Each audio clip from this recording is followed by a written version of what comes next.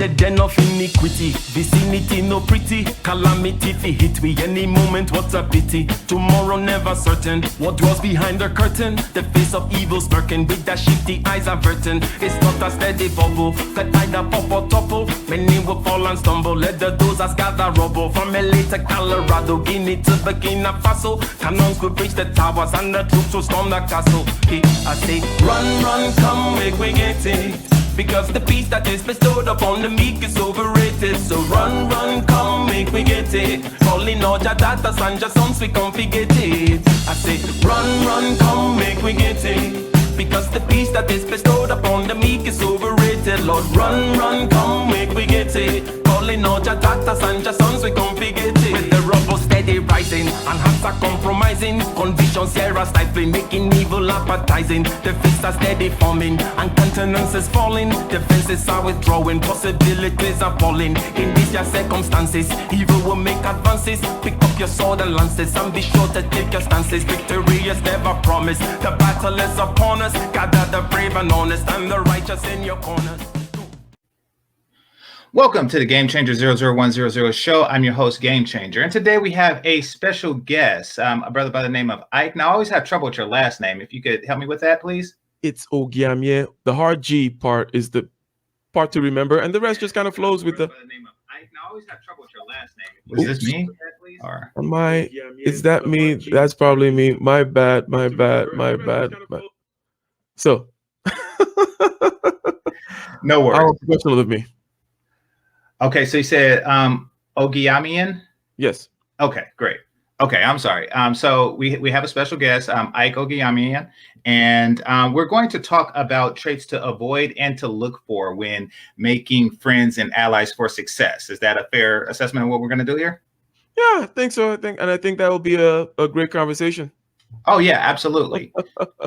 So what prompted this topic? I know that you are into, first of all, you are a successful man. So, it's great to bend your ear on this, but, from reviewing your channel, you're definitely into psychological or socio-psychological behaviors of both individuals and societies. So really wanted to get your thoughts on this.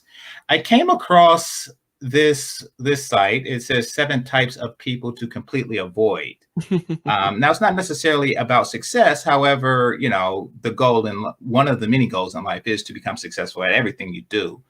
And I started to think about how often I come across these particular personality types, and that I have learned to avoid them over the years. But it's trial and error. And if I could help people not have these errors in life, then I'm definitely going to do that. So I'll play them one by one and then get your take on each of them. Okay. Sounds good. All right. So here we go. Once again, this is by Top Think. It says 7 types of people to completely avoid. Fair use. And here we go. Hey everyone, and welcome to Top Think. Today we're going to learn about 7 types of people to completely avoid. Now let's begin. Number 1, the projector. This toxic personality can wreak havoc on your happiness and self-esteem. Their judgmental personalities dish out criticisms left and right, dismantling your success as often as they can. If you look stunning in a new jacket, they're going to knock you down a peg. If you win an award, they're going to undermine your achievements. That's just the way their toxic mind works. But why do projectors insult, criticize, and attack the people in their lives? The projector has one fundamental flaw. Below that vicious exterior is an insecure and unhappy person. Well, to put it plainly, projectors just don't like themselves. They can't accept themselves for who they are. They're not proud of what they can do or what they've achieved. For many people, this kind of unhappiness motivates change. It encourages them to take action, to improve, and to grow. But projectors ignore their self-hatred by channeling their unhappiness into other people. They don't feel proud of or happy for their friends because they just can't experience those emotions for themselves. That's why projectors adopt a negative attitude toward the world around them. They convince themselves that the world is full of unhappy and self-loathing people. It's a negative and discouraging thought, but it makes projectors feel better about themselves. So, what happens when someone in their life seems happy? What happens when a friend or a partner begins to find success? Well, a projector makes it their responsibility to bring you down. They want you to be unhappy and unfulfilled, just like they are. But don't let a projector steal away your pride. Don't take their criticisms to heart, because they're not trying to help you. They're trying to even the... Okay, one moment. I tried not to let it play for 2 minutes just to, help with the algorithm. But once again, fair use. playing field. They may not realize how unhappy and unsatisfied they are, but you can. So get rid of the projectors in your life. You'll be a whole lot happier without their constant negativity. Okay, so your thoughts on projectors? So the first thing is, it's more like projection as opposed to projectors, as in projection is something that we are all prone to, right? True. So, and for those of you who don't know, projection is when you feel a certain type of way and you attempt to make others feel that way. yes. Yeah. And what I find to also be perhaps a subtle manifestation of the same thing is when you have a dislike or a judgment towards someone about something that they're doing. It could be anything from aesthetic to some kind of behavior, or they're always a little like 1 minute late, whatever it may be, something that you find particularly off-putting in the external world. Almost 100% of the time, you can always turn around and ask the question, like, what is it about me that I don't like in that thing, right? So before we get into the dangers of projection and how, the negativity of it and so on and so forth, to observe it in ourselves is the first thing I would say. And that a lot of times, whenever you have some kind of a judgment, and it's more of like on this irrational judgment, and you have an argument for it, but it really is just, it comes up, it becomes an irritation. The person is an irritant. And really, it's not based in much other than something that is within you that you struggle with. So, having said that, right, then there are people who don't know how to handle that kind of stuff, and they go spewing it everywhere, right? They criticize this, or they feel, which is just another way of me repeating, I repeated what you said, they feel a certain way, they want other people to feel that way. Now, really, it's about not exercising critical thinking in real time, right? I would say, well, how does this affect success, right?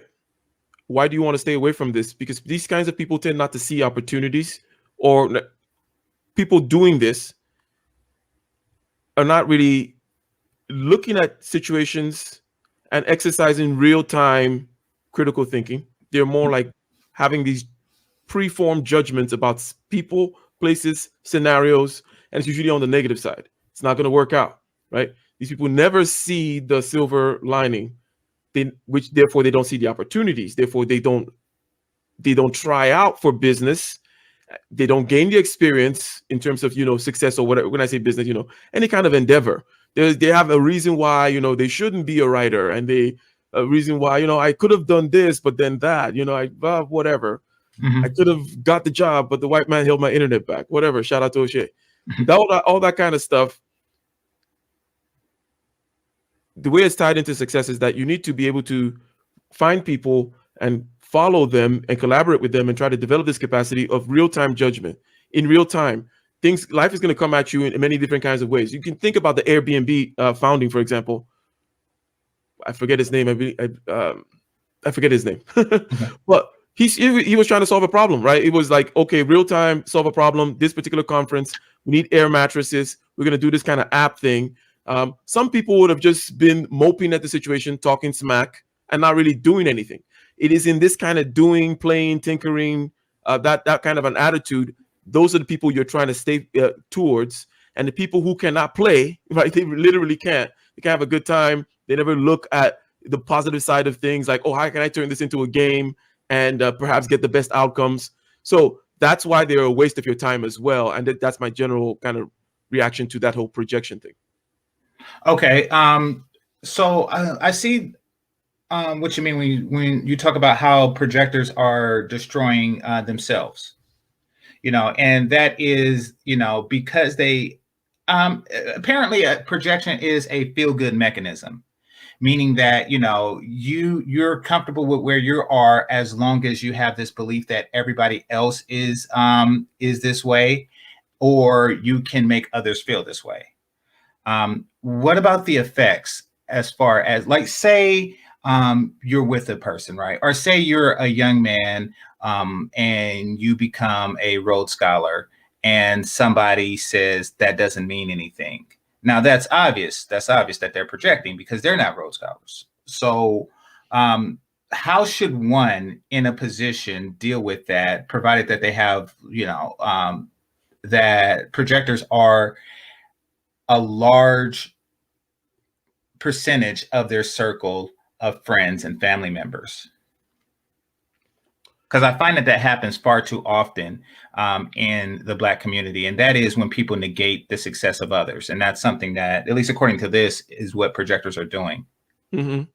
And I think I have to relate it back to success, because success in this case will be the goal, because it has to be related to some goal. Why would you want to avoid people, as you say, a large circle within your family or friends or so on and so forth? You happen to be these projectors, and they're trying to, they're telling you that you're, Rhodes Scholar ain't shit or whatever. So the first thing is you need to avoid, and you need to know how to cut people off. That's the overall principle, right? That is going to be put here. But Okay. then you got to cut them off for a reason, right? And that reason will determine who you cut off, right? So cutting people off for a reason, vis-a-vis success in this case, is just kind of realizing, because this is a question of time, time, energy, and things like that. It's not a question of how you feel about them, right? It's not like, you hate these people or anything. But generally speaking, if you're going to do anything even remotely exceptional, nothing particularly crazy, just remotely exceptional within your particular circles, you're going to need to move on to the degree to which the people are not being productive in that sense. So you can't be spending as much time with them or getting their particular idea pathogens in your ear, idea viruses, negativity. Again, going back to the whole not exercising that critical thinking to help you anyway. So you're spending energy not on exercising any particularly helpful skill when in the social world. Makes sense to go with people whom you're going to be at least exercising problem solving. And people who exercise problem solving already have a particular view of reality, which is that they exercise real-time thinking to try to tackle it in real time, as opposed to these other projectors, right? So if a goal could be like, let's say, success, I can think of others like peace of mind, generally speaking, mental health. For all these reasons, you need to limit your time with people whom are, in this particular negative category that we just defined, right? Absolutely. So if you find somebody who is basically undermining your accomplishments in a passive aggressive way or just an aggressive way, then you definitely want to limit your contact with these people. I know that's a lot of the time easier said than done. These are often colleagues, family members, and friends who are tightly connected in your own network of friends. But understand what they're doing and understand the negative effect that they can have on your life. All right, so. Right quick, let me just read this. I want to thank you, Alfonso. He said, W. Alfonso. It says, I'll check this one out later. I'm sure it would be good. Absolutely. Okay, so next up, here we go. Number 2, the gaslighter. Gaslighting is a form of emotional abuse that's recently come into the spotlight. People have begun to realize just how common gaslighting is, but this common kind of manipulation has been around for some time. So what is gaslighting? Well, to gaslight someone is to make them question their own judgment or perception. For example, you may believe that your friends and family love you, but a gaslighter may try to convince you otherwise. They may spread false information claiming that your friends and family talk about you behind your back. That false information creates distrust. It damages your relationships with your friends and family, and that gives the gaslighter more control over your life. And hey, that's ultimately what a gaslighter is after: control. They want you to doubt yourself. They want to make your decisions for you, so they force you to rely on them. When you depend too much on a gaslighter, they begin to take over your life. Avoid this vicious cycle at all costs. Don't let anyone make you question your own sanity. People will try to spread self-doubt. Gaslighters will tell you that you're ruining everything or that everything is your fault, but it's not. There's a reason you feel confused and frustrated by these moments of uncertainty. It's because someone is trying to manipulate you. So instead of falling for their tricks, just make some space. Take some time to think on your own, because you may have a gaslighter in your life. Number 3, Okay, so gaslighter, your thoughts? Gaslighter. That's a trippy one. That's a crazy one. Because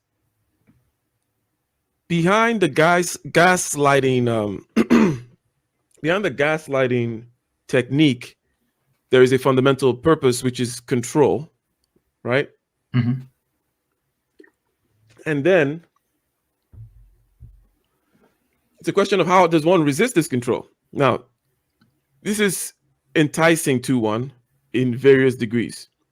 What I mean is there are people whom like the social thing and can therefore be ensnared by social trappings and, oh, listen to this person, or that person is my friend, or, you know, in other words, people who are more prone to, you know, social manipulation, right?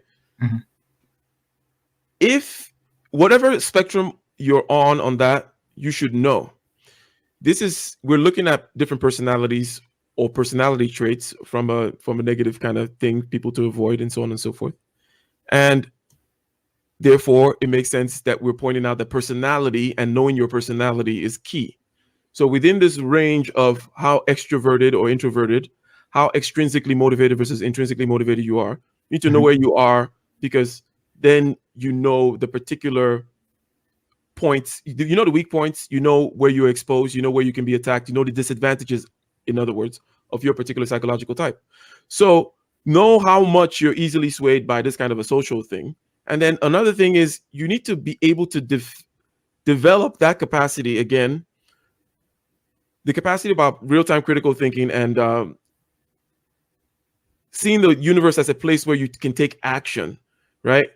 You need to develop that so that gives you almost a shield against the opinions of the kinds of people who would want to then gaslight you, because their opinions should not even matter, right?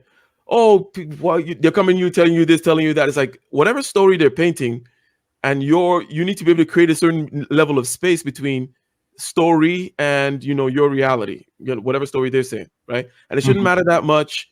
In other words, you should be practicing something, which is, again, that real-time critical thinking like the world is a place for positive action, positive meaning enacting, active, right? As opposed to just some kind of social weird stagnation and so on and so forth.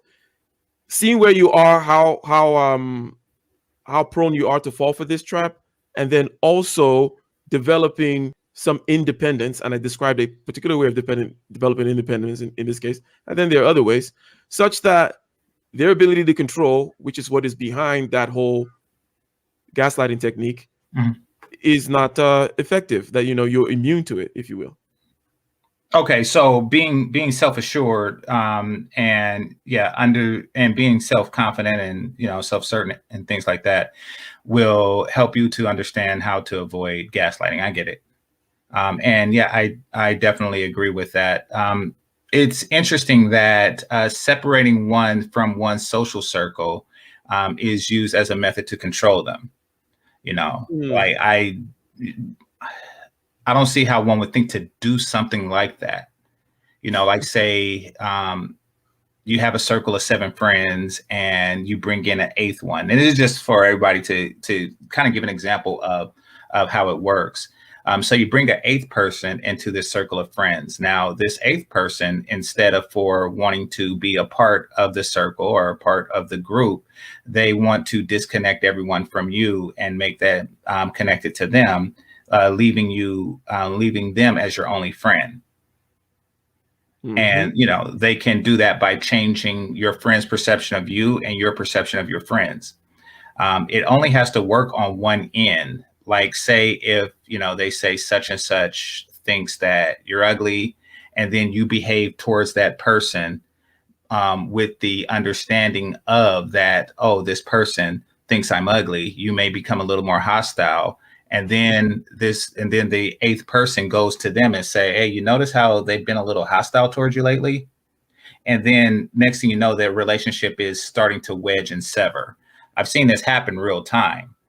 So it's better to avoid that. In fact, one method that I use personally, and I come to a conclusion with this, that I'll share with you after this.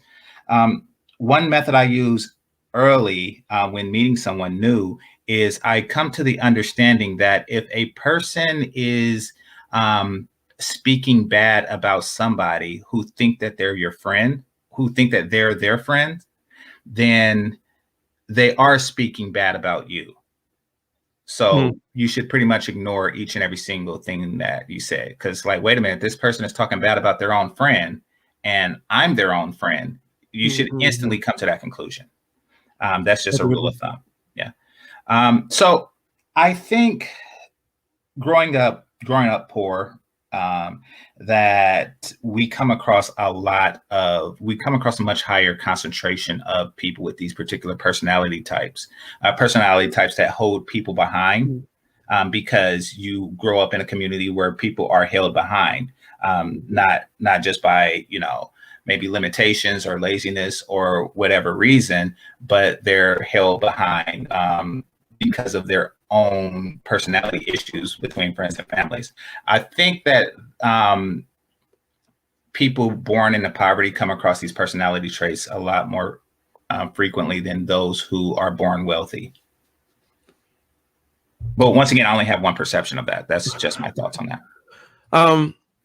And it definitely does change the ways in which they can limit you, or the tools. I mean, yes, the environment does matter, but it does make sense too that, you know, there may be a higher concentration of those left behind there, and that perhaps the positive people also find their way to escape, and hence there's a higher concentration of the people using these methods. Yeah, so you're not the only one that says that. So I think that it must be correct, or there's some truth to it, as they say. Okay, appreciate it. All right, so Demetrius says, watching while writing my paper. Hey guys, hey, yeah, I remember those days. Thanks a lot, Dimitri. Okay, so Snuggle668 says, let's see, what did I miss? Something far, and how would this conversation help the mindset of the community to reach to higher heights? Well, I mean, to avoid toxic people in community helps the individual, and a community is a collective of individuals.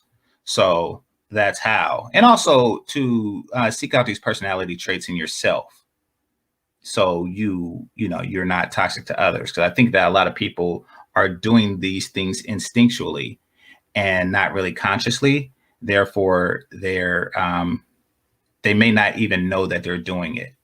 Like they may be projecting and they not know that they're projecting. So that's how it helps. All right, so number 3. So number 3 is labeled the backstabber. Let's see. Backstabber. Backstabbers look like trustworthy friends. On the outside, they seem like people you can rely on. They say, you can trust me. But then when you leave the room, they betray you. They spill your secrets and vulnerabilities. They act like different people, and you realize your friendship means nothing to them. Backstabbers don't value the trust or confidence that other people place in them. They see each of their friends as pawns in a game. They act like your friend until the time is right, and then they throw you under the bus. So how do you know if you have a backstabber in your life? Think about the secrets you trade with your friends. They may know everything about you, but how much do you know about them?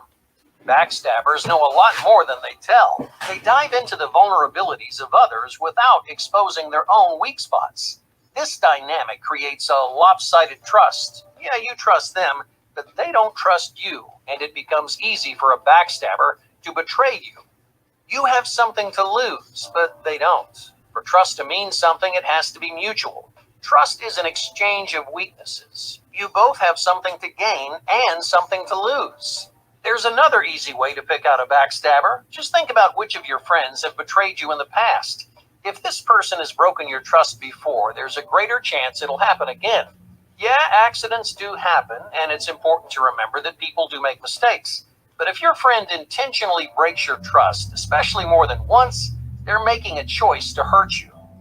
Backstabbers are often huge gossipers. They'll gossip about everything to everyone, except they never gossip about you, right? Wrong. Gossipers almost always gossip about even their closest friends. And when the gossiper is caught, they'll deny everything. Number 4, the bad lip. Okay. So thoughts on that one? The backstabber. Well, you know, there is something that comes to mind with that whole backstabber thing.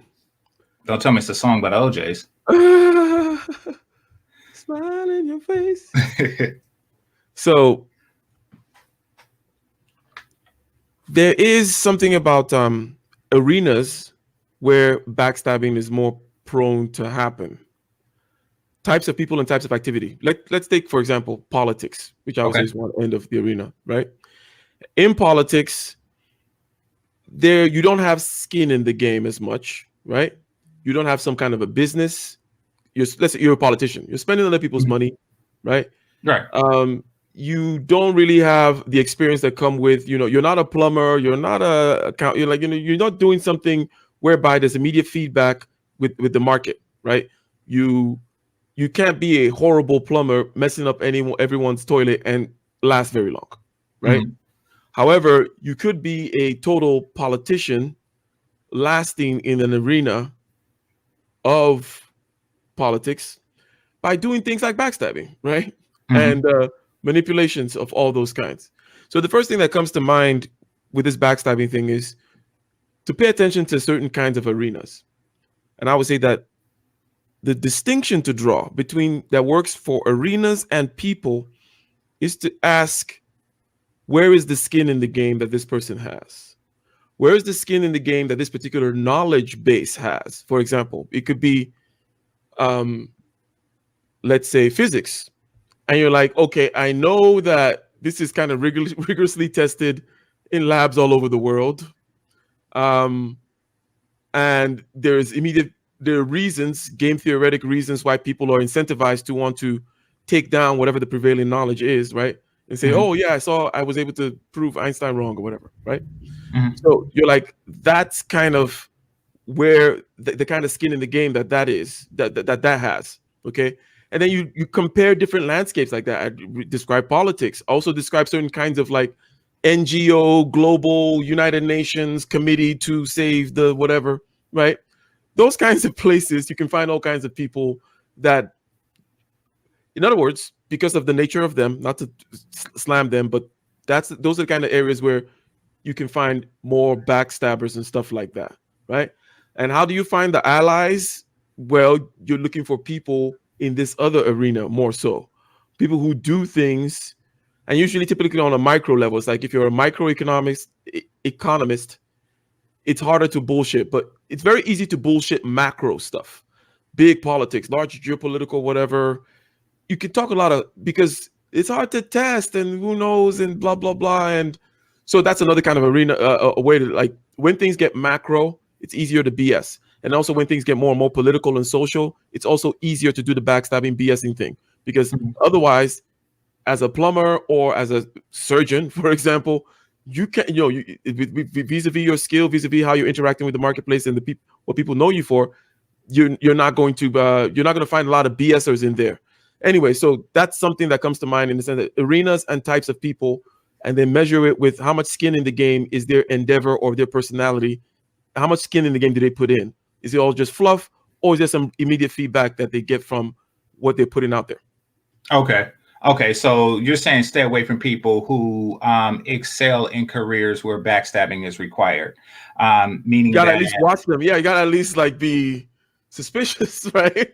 No, I get it. Like, you know, maybe law or something like that. But, you know, why would an automotive engineer do that when, you know, his life depends on his skill set, not necessarily, you know, his ability to bring down others? That's interesting. Do you think that some people backstab just because that's a personality flaw? Like they don't need they don't have skin in the game. They just do it because, you know, I don't know. Yes, I would say that, you know, those sins of ours, they are not really a question of missing the mark in the sense of trying to, or they're not only a question of missing the mark with regards to some kind of functionality. Like, well, I tried to do something, but I didn't do it right. Things like backstabbing could be completely divorced of a particular end or a purpose, right? It's more of a need for control, right? Right. And this need for control typically comes from, and it sounds maybe pop or silly, but really, when you need to control like that, again, what you need to do is watch yourself, okay?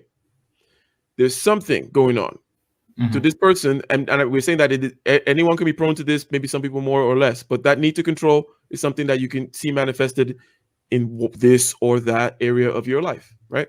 So in that regard, whenever you're needing to control, watch yourself, okay, as the first step. Then the question that immediately comes up with this whole thing is, how finely tuned are your instruments of watching yourself? How well skilled are you in the art of watching yourself? Because watching yourself is a big part of A, not participating in this BS, these kinds of traits, B, being able to keep people very far away from you who do those kinds of things, being able to spot those kinds of spots, right? So it's like, how finely tuned are you at the art of watching yourself and seeing what's going on in there in a granular fashion in terms of what's motivating you? Not just, oh, I feel a certain way towards this person. It's like, well, what does it feel like literally? Like, is it in your chest? Is there a tightness in your stomach? Is there just is the back of your ear just hot when this person is around? Watch those things and then find out that you also have space for freedom within that. In other words, that you can watch those things happen and you can make a better decision. Better decision could even mean maybe you still want to manipulate this person or whatever, but you're not being guided by just raw feelings, right? You are able to watch, in other words, the bodily manifestation in this case of what jealousy or whatever may be.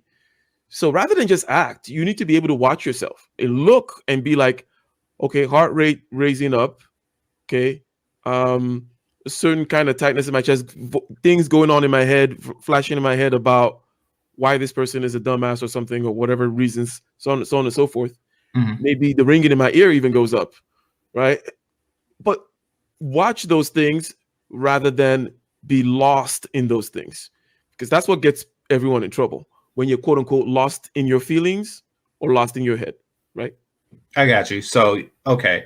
So you're saying that you have that humans have like a sense when when a toxic person is near them, and I agree with that, definitely, and that they should pay attention to it.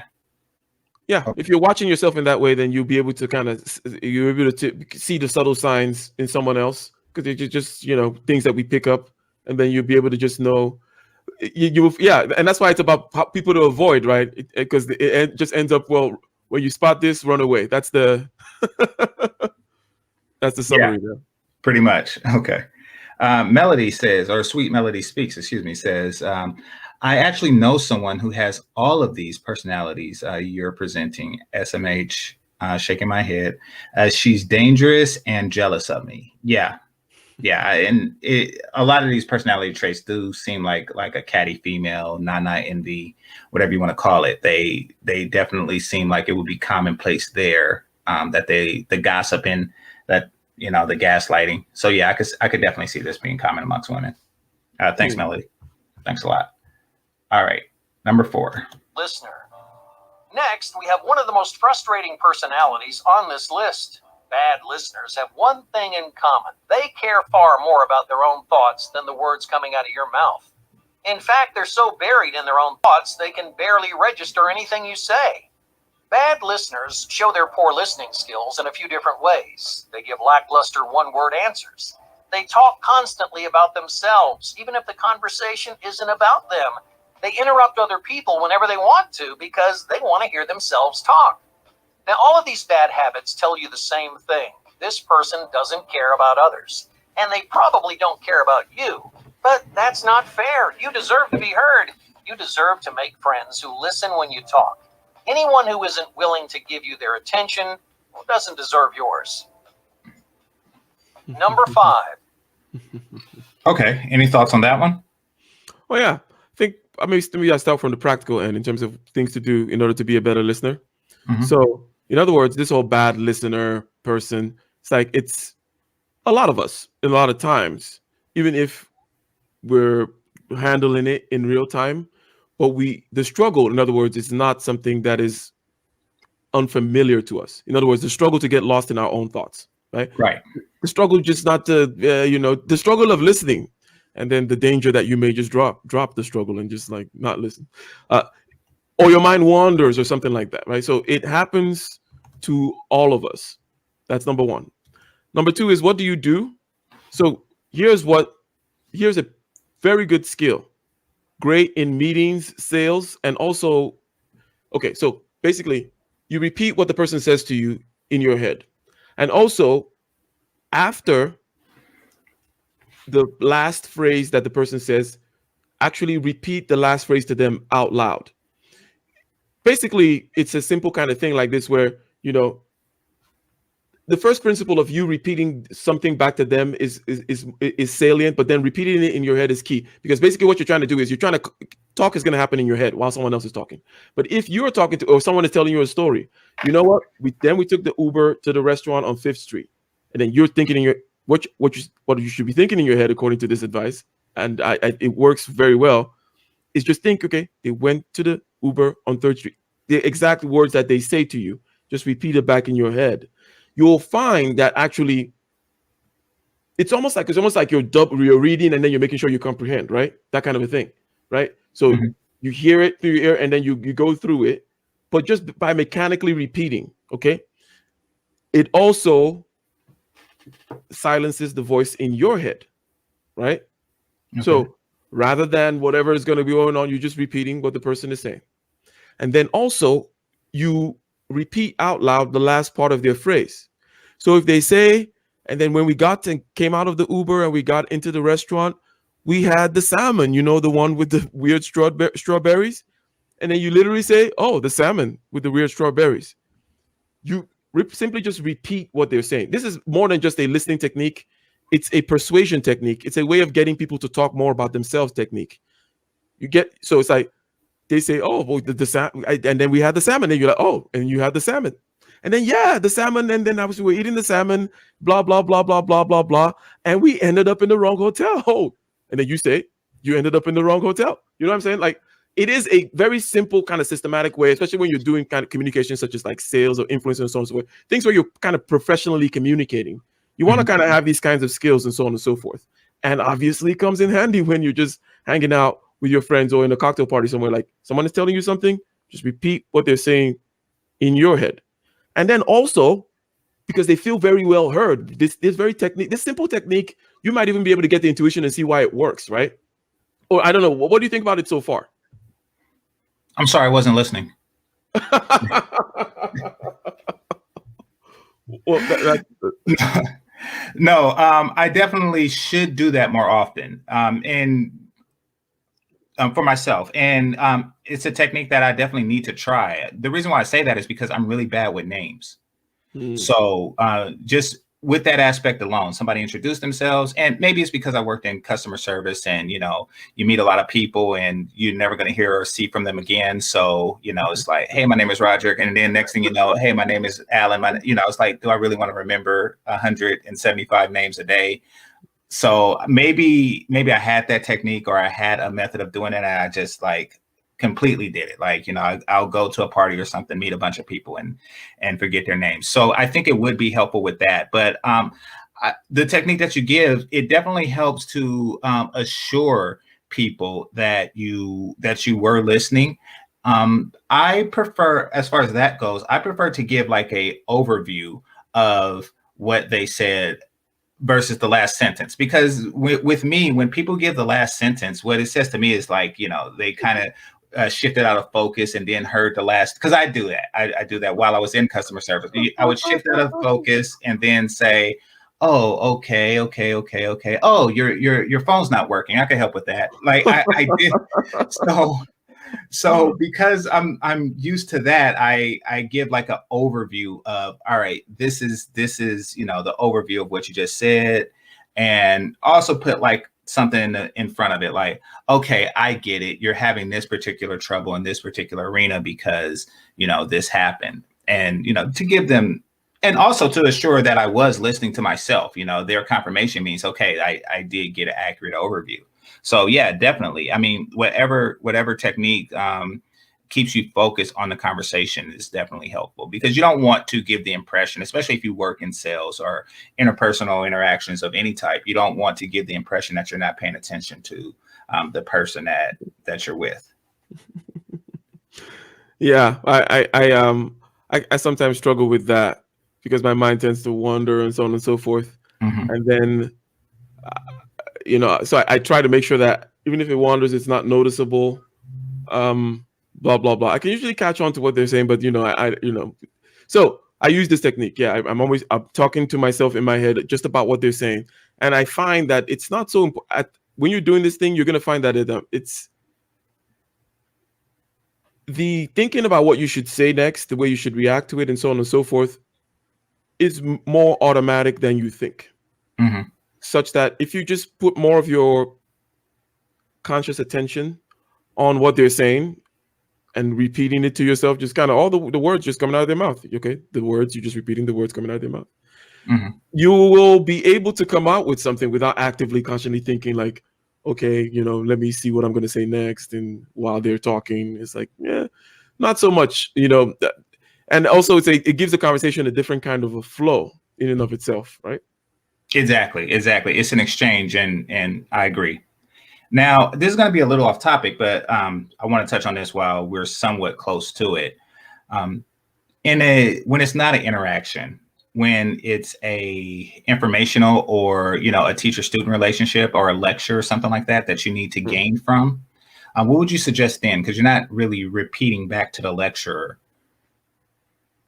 as far as maintaining active listening skills. I can give my technique, but okay, we'll start with mine. Go ahead.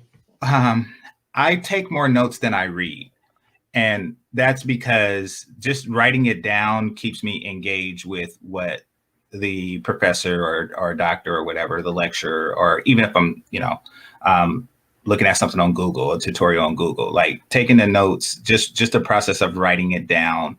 Because my handwriting is horrible and I hate rereading it, to be honest with you. But that keeps me focused on it, because, you can't drift onto something else like, damn, she fine, if you're writing it, unless you write down damn, she fine or something like that.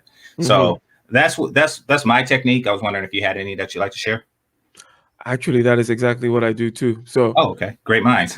In addition, yeah, because like my eyesight is not so great, so it's like seeing what they're writing. I listen very closely, and then I try to transcribe, paraphrase. So note taking was something also that was kind of emphasizing like early high school type stuff, or a little bit pre-high school, because different system over there.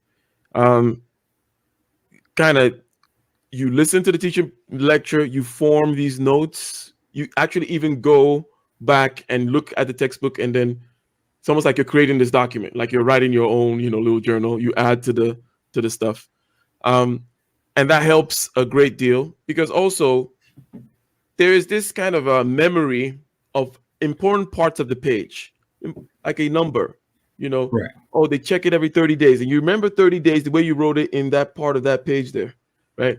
And without that page, all you have is the hearing that you did have. So we're looking into the future now and seeing how this also helps in terms of you recalling the event.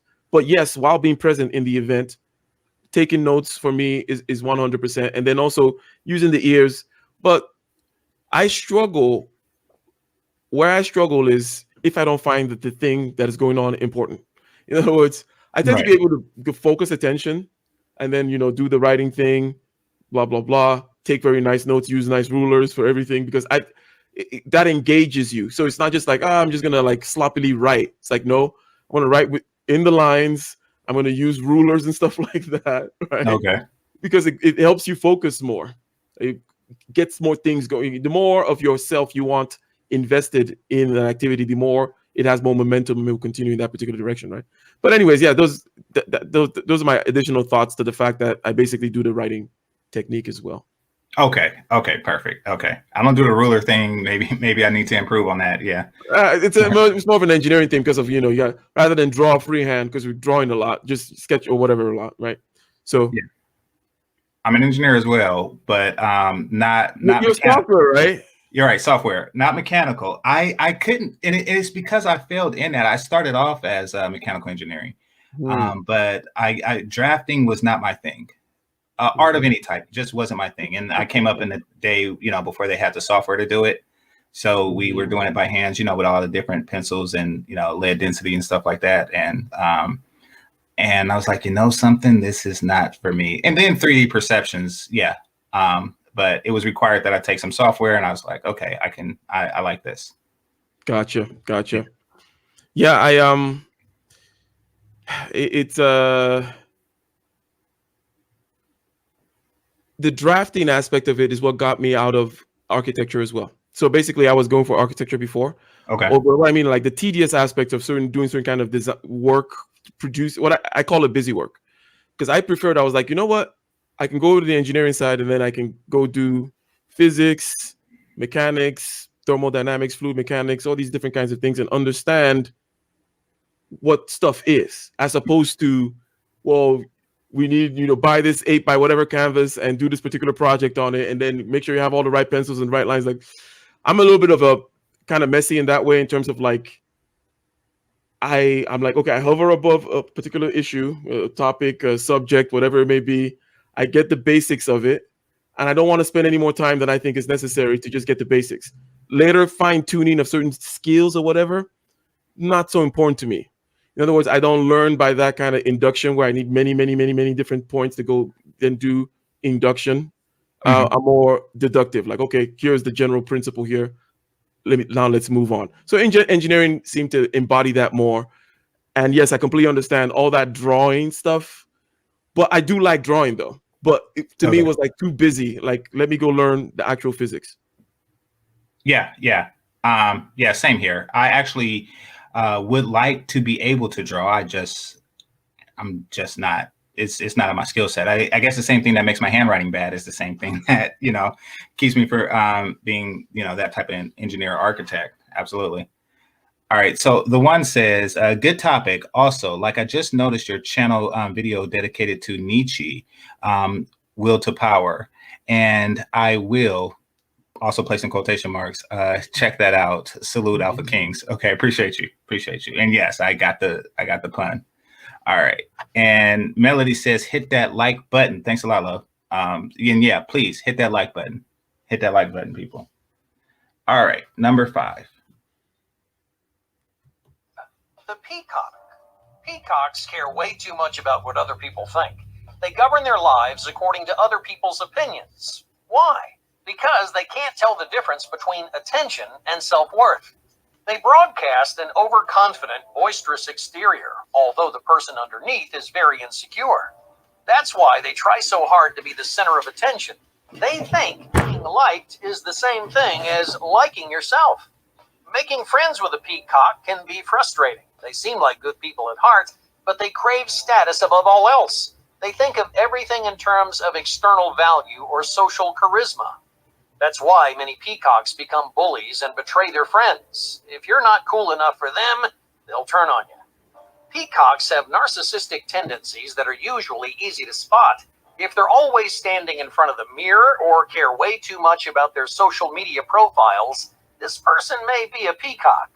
The best thing you can do is to make some space. Over time, many peacocks leave their shallow cravings behind, but until that happens, it's best to keep your distance. Number 6. Okay, thoughts on a peacock? That is very interesting. Now, this is the one where there is, I believe, within the particular model, a version of the Myers-Briggs model, that whole personality thing, INTP, ENTJ, so on and so forth. There is something called, extroverted sensing. In other words, how much importance you put to certain kinds of aesthetic presentation. Just, it could even be like the formal things, such as, well, the table should be set this way, or your idea of what a well-dressed looks like, or that kind of a thing. Mm-hmm. There is obviously a varying degree. Now, that thing, though, I think it varies independently, right, of any of these other possible, shall we say, sins, right, or possible traps or possible proclivities. So the dimension of how important am I like, for example, me, myself, I do the extroverted sensing thing a lot, right? In other words, I don't just make a nice leg of lamb roast. It's going to be presented well as well. It's going to be paired with a nice wine, because I've found over trial and error, plus with various models, that this is the best experience for it, right? Some people are like, nah, just roast the fucking lamb. It doesn't have to be that way. Why you have to wear that shirt? Screw your jacket. In other words, I do the extroverted sensing thing, so on and so forth. But I think that it varies in a different, it is its own particular dimension. Let's say it's the Z dimension or whatever. Okay. And then you can still have, whether or not you are a vacuous person, because there seems to be an intersection between, this person has a lot of extroverted sensing, so they're kind of a peacocky person, but that's also all they care about, right? That's the nexus here being pointed to, because I think that just being a peacock in and of itself, there's nothing, it's just, I call it just a certain either. But let me, if I will, then get in deeper into this whole thing about aesthetics. Okay, if you could permit me 1 second here. Aesthetics are important because they are inspirational. If you think about play of all kinds, such as tightrope walking, gymnastics, ballet, soccer, they demonstrate prowess, right, of a human capacity above and beyond what is necessary, right? Like, the typical human doesn't need the skills that the gymnast has, right? Sure. But it looks nice, and it is play. It is aesthetically pleasing. It is superfluous. Some might say, well, that's just therefore irrelevant. I say no. In other words, this is a case. I'm making a case for aesthetic considerations of all kinds, and I'm linking it with play. I'm linking it with all those other kinds of superfluous things, and I say that they are a manifestation of human prowess above and beyond. In other words, well, you could put on a sackcloth, but how about if I were to make it with this other material? How about if I were to gather a whole bunch of silkworms and extract this thing from them? And it's very hard, and it takes a lot of expertise just to make the shirt. How about if I go to the core of the earth? In other words, these things are playful. When viewed in the right perspective, these are the things that make us human. These superfluities, the extras. It's like there's no reason to be the gymnast. There's no reason to all these. So I'm using that active landscape, in other words, the landscape of athletics and sports, because it's more easily seen. But the same thing exists in the landscape of whether it's a nicely had dinner party with everyone in their tuxes or whatever it may be. You are playing that same human game. It's what makes us different from the pigs.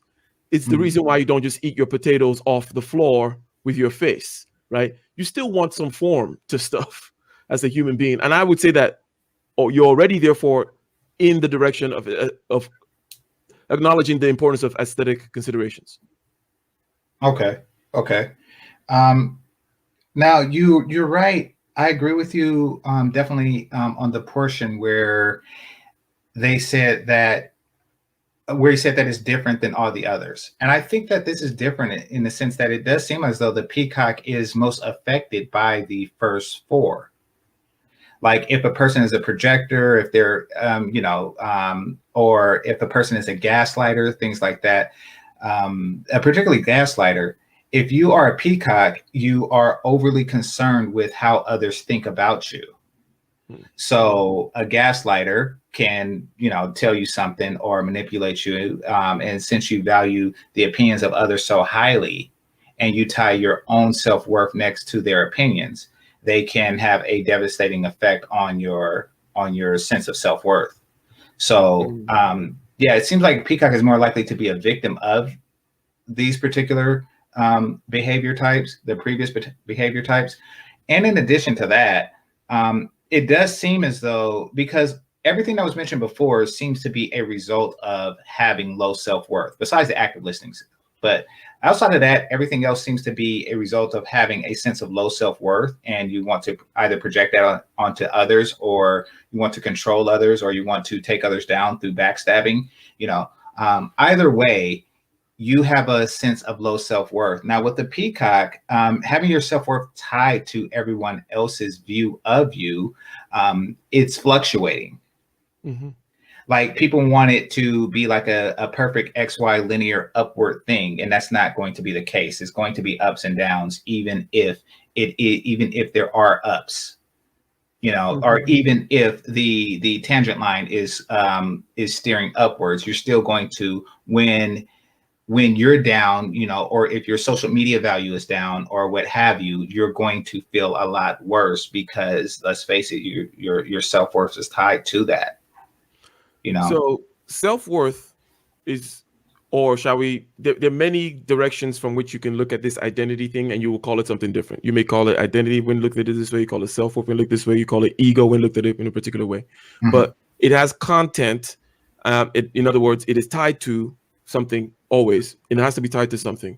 And then it is on you to know how loosely it is tied and how to decouple it from the unnecessary aspects of things. What I say is, I tend to say, look, you need an identity, okay? You need, and you can't, that's how we are. That's mm-hmm. how we operate. Sure. It's like our software, okay? So I need to be Ike with a particular history and a sense of self-centered there, me.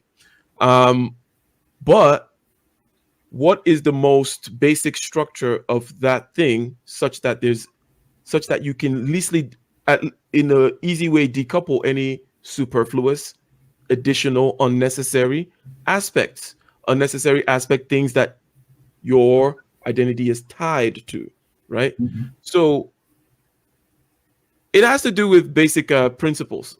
So it's like you are brave as opposed to you being tied to the story of, well, I'm the son of my father, he was a general, whatever, and in our family, we're a family of warriors.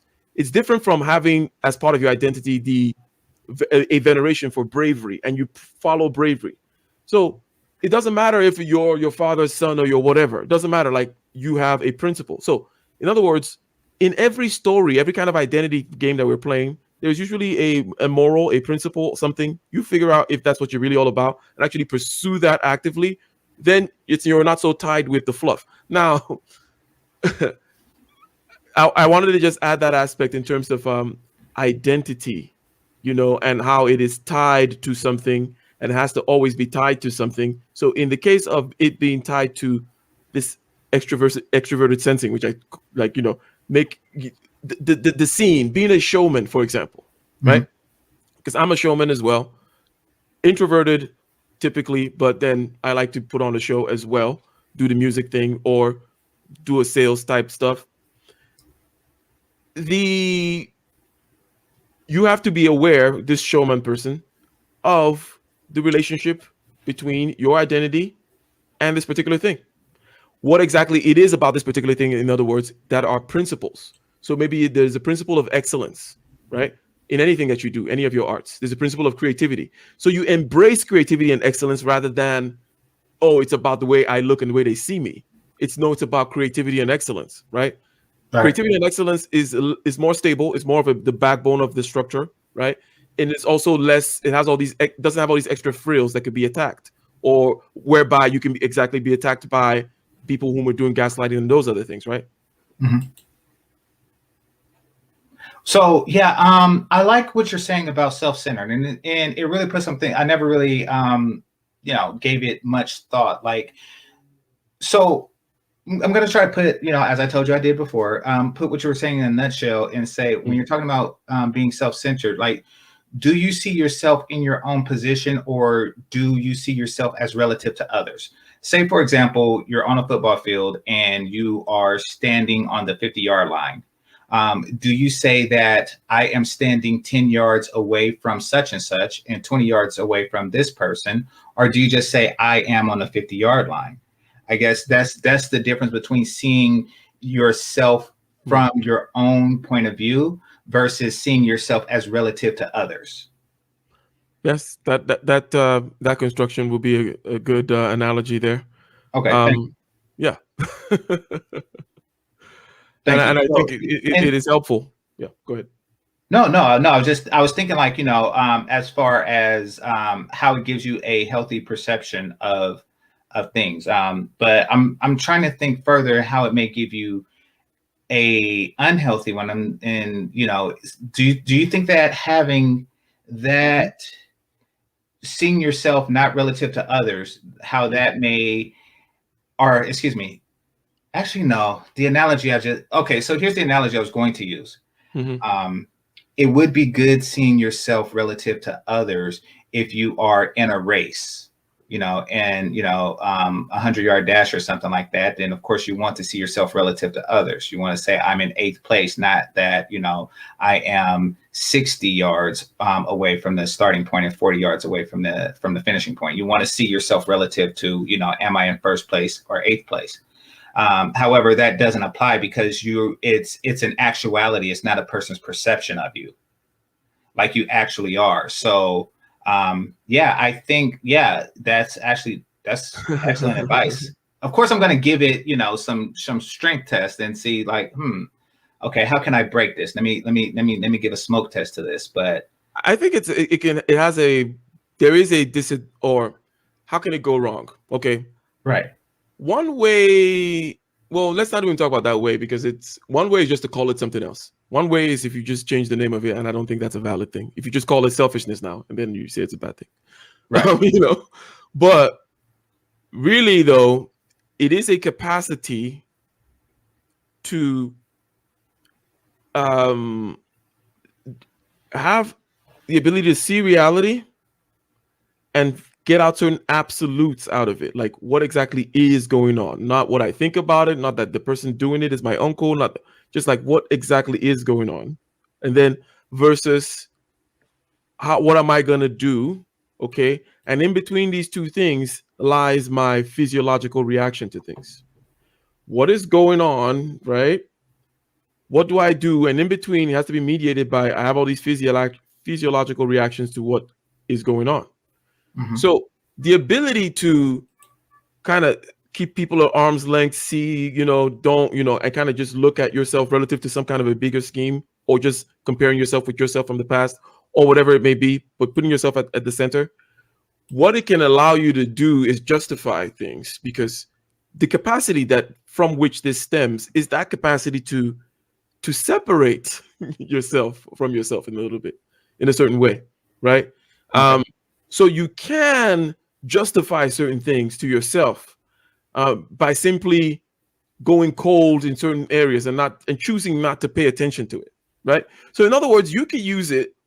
You could become this Zen monk Hitler. In other words, it's theoretically possible, where all your Zen energy, all your focus, all that stuff is used to just calm down your conscience, be a more laser focused killer, right? Mm-hmm. There is nothing in certain techniques that necessarily dictates the manner in which this technique or tool will be used. Now, because of human nature and certain societal types of things, people tend to use it in a certain way. But I would argue that, no, there's nothing really in sharpening these particular skills, meditation, and being able to see yourself separate from others, about what really fundamentally underlies those capacities can be used in evil ways if you wanted to be a psychopath, for example. I think psychopaths are very well skilled in all these things. You know, it's kind of what I'm saying. Okay, I get what you're saying. All right, and let's do number 6. The saboteur. This dangerous personality can and will stand in your way of success. Many accomplished people have grown and competed alongside intellectual rivals. A rival is someone you respect, admire, and compete with. But good rivals want to see each other succeed. That's what makes your rivalry worthwhile. You may fight tooth and nail against each other, but you ultimately push each other to improve. You chase your rival because you admire them, and they chase you for the same reason. On the surface, a saboteur acts like a rival. They compare their success to your success. They measure their accomplishments by your standards. But saboteurs don't push you to improve. Instead, they step on your toes. They tie together your shoelaces, and then they hope you fall flat on your face. Why? Because saboteurs refuse to be outdone. Like projectors, they feel insecure when other people outdo them. But unlike projectors, the saboteur is often lazy and unmotivated to succeed on their own. They discourage the success of other people because they don't want to put in the work. All right, let's try an example. Let's say you're thinking of going back to school to get an advanced degree. Your friend wants to go back to school too, but they don't want to write their essays. You begin to pull ahead of them, so your friend tries to bring you down. They convince you to slack off on your work. They try to distract you from writing your essays because your success feels like their failure. Saboteurs will do anything and everything to keep you down. So kick these people out of your life. If you let them stay too long, you might just pay the price.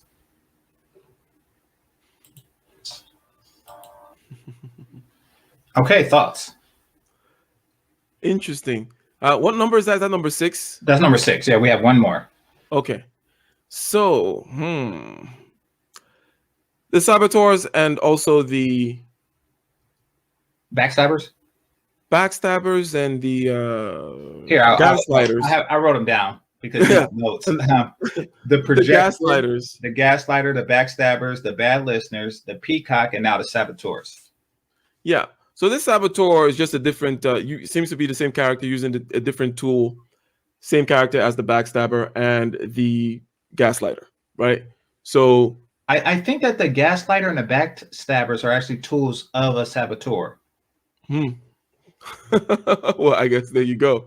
Yeah. So it's like the interesting thing about the saboteur, though, is that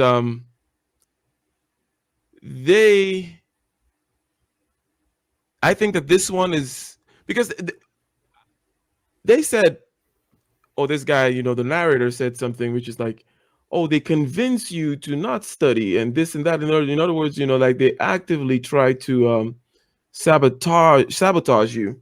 And then I immediately try to go to that. I want to investigate, okay, conscious versus unconscious. Is it a sliding scale? A saboteur is necessarily more conscious of what they're doing or what? Because I'm kind of skeptical both ways. What do you think about the level of consciousness in terms of this kind of sabotage thing? I do think that a saboteur is, and as well as a gaslighter and backstabber, I do think that they're definitely conscious of what they're doing. I think that they get some type of thrill out of it, and they use others as competition. They see others as competition in a game that somebody else isn't playing with them. You know, meaning that if somebody is, you know, like you may say, okay, I just want to have like a nice wife or something like that. And this person is out like, oh, I want to have a pretty wife and I can't let Ike have a prettier wife than me. So I'm going to convince him to leave her or do something, you know. Yeah, like, yeah. And that's something that's definitely deliberate.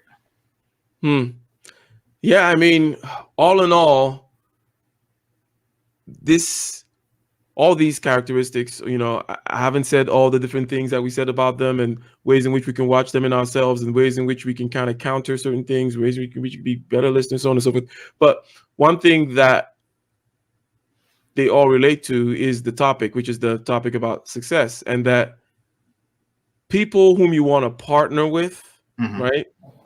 that's kind of one level of kind of how people come into your life in terms of success. They either partnering with you, or they're giving you opportunities, or they're showing you some opportunities. They're saying, hey, you know what? I'm going to go buy this little spot in Arizona. These are the number of units. Do you have an extra whatever, 20 grand to throw in on it for the whatever? Then we'll get the loan. These are the kinds of people, right, that are key to one's success, generally speaking, right? And you're not going to find in other words, the typical backstabber, saboteur, insecurity-driven type behaviors, things that people do excessively, when we excessively do these things, because we're all prone to them, excessively do these things about tearing people down, not being able to look inside ourselves and seeing that, it's really about us, and then growing from there, is that these people are of no value really to you or to most people, to be honest. Right? Sure. And that to be avoided like the plague. In other words, we're social animals. Everything that you want, you're going to get from somebody else in terms of skills, products, services. Many things in terms of human interactions can be analogized as being kind of marketplace-like, right? So success, therefore, is very much in that marketplace interactions space, right? So that's why when people say, oh, watch out for these kinds of people for success, it's not really just about, oh, they'll drain your time. It's that too. They will drain your time and you won't be able to actually do certain things. But more so, it's because of the opportunity cost of the right kinds of people, right, that you're missing out on. And by the way, won't have anything to do with you if you're busy spending a lot of time with these kinds of people, right? So it's a double whammy. It's a waste of time, number one. And then number two, they don't really bring anything to the table, and you need people to either teach, inspire, or collaborate with you, right? And you kind of need all these kind of going, and maybe you will find you can extract these particular values out of different people in different times. But fundamentally, people need to be able to inspire you, and that's none of these characteristics, or they're teaching you, or they're collaborating with you and giving you opportunities. And that's a totally different kind of person than what's being described here. So, and I agree. A saboteur is somebody, and in each of these, a saboteur, the gaslighter, a projector, the gaslighter and the backstabber, each of these types of people are people that sneak into your circle. They can only affect your life if they're in your circle and there's some initial trust. How would you say, what would be some of the signs that a person should look for if a saboteur is sneaking into their circle? I would say that if you simply look at the symptoms that were described, or some of the main tells are really about a certain kind of a separation that they want to do with you. Okay. Now, all these things have to be looked in combination. Okay. Because we all use these different skills to different ends, or act in these different ways. But so they're trying to separate you somehow from the group, or they're trying to increase their level of influence on you in a way which you have to judge is too fast. Now I say you have to judge it because you have the background, or what is fast or too slow, or whatever, or what's appropriate. So you have to make that judgment, but they're making that move to be overly influential too soon. Number two is they do the love bombing, right? In other words, people who are overly sweet to you, overly complimentary, and blah, blah, blah, and just you need to watch out for those, because again, it's got to be in combination, okay? They're kind of trying to pull you to be more influential, and they just, oh, you're the best thing in the world. The third thing is just a simple kind of, it's almost like having a good gauge for what are the appropriate levons, what are the different personality types, in other words. You kind of have to have that, where you're like, because what I'm trying to not explain it in terms of like, oh, just your spidey senses are tingling or something, but basically what's really going on is this person is very far outside any particular working model of the different types of people whom should be interacting with me in this space that I should be taking credibly. Something off about them in that particular regard. They don't fit. And then they're doing this, overly complimentary, backslabby love bombing stuff, while trying to create a certain kind of separation between you and the rest of the crew, the group, or whatever it may be, trying to be overly, or should we say unduly influential in that regard. So Okay. Melody says lots of saboteurs on YouTube. Absolutely. Absolutely. Particularly in this sector. And I can understand why, given the setting. You know, we're not necessarily competitors. Ike and I are not necessarily competitors, neither myself or Fantastic or MOT or Bernard or anything like that. We're not competitors. However, a person with this type of thinking sees everyone as a competitor. So, you know, they will look to sabotage. You know, they will look to do these things that we talked about. So, and partly because, you know, as they mentioned before, you have the, what was it? Hold on, let me look at my list. Not bad listener, peacock. So you have the peacock, which means that their ego is on the line. You have that aspect of it. Their self-worth is based on how others view them. So you have that motivator that would, you know, bring out the other characteristics or bring out their inner backstabber or inner saboteur, things like that, because they want to increase that as much as possible for the sake of their own self-view and sense of self-worth. So you have that aspect of it. And then there's a financial motivator. And, you know, like Ike was saying earlier, certain industries attract certain type of behaviors, like politics and things like that. It brings out a competitive instinct. And yeah, I do think that this is one of them, especially if the person is full-time or if this is their primary or large portion of their income. Yeah, it's I could see why you're seeing this, especially as a new YouTuber, Melody, that this would be something. Because I noticed it here in a much higher concentration too. You know, fortunately, this isn't something I'm competing for. Well, everyone knows what I went through last year at this time, and you know that's dealing with all these personality traits at once. I was actually kind of shocked when it happened, but you know, and if you don't know, Ike, I'll tell you after the show. But what happened to me? So, but yeah. All right, but thanks a lot, Melody. All right, let's do number 7. Number 7, the steamroller. This is a personality type you want to avoid completely. Steamrollers run over everyone in their path. They don't care about your needs or preferences. They don't think about inconveniencing you or wasting your time. The simple truth is they don't value anyone's goals, time, or money nearly as much as their own. Let's say you've been waiting months to go to a concert. You've been talking about it nonstop. You can't wait to go, but on the night of your concert, your steamroller friend demands a small favor. You tell them you're busy, but they don't care. They don't respect your space. Instead, they expect you to bend to their will because your needs come second to theirs.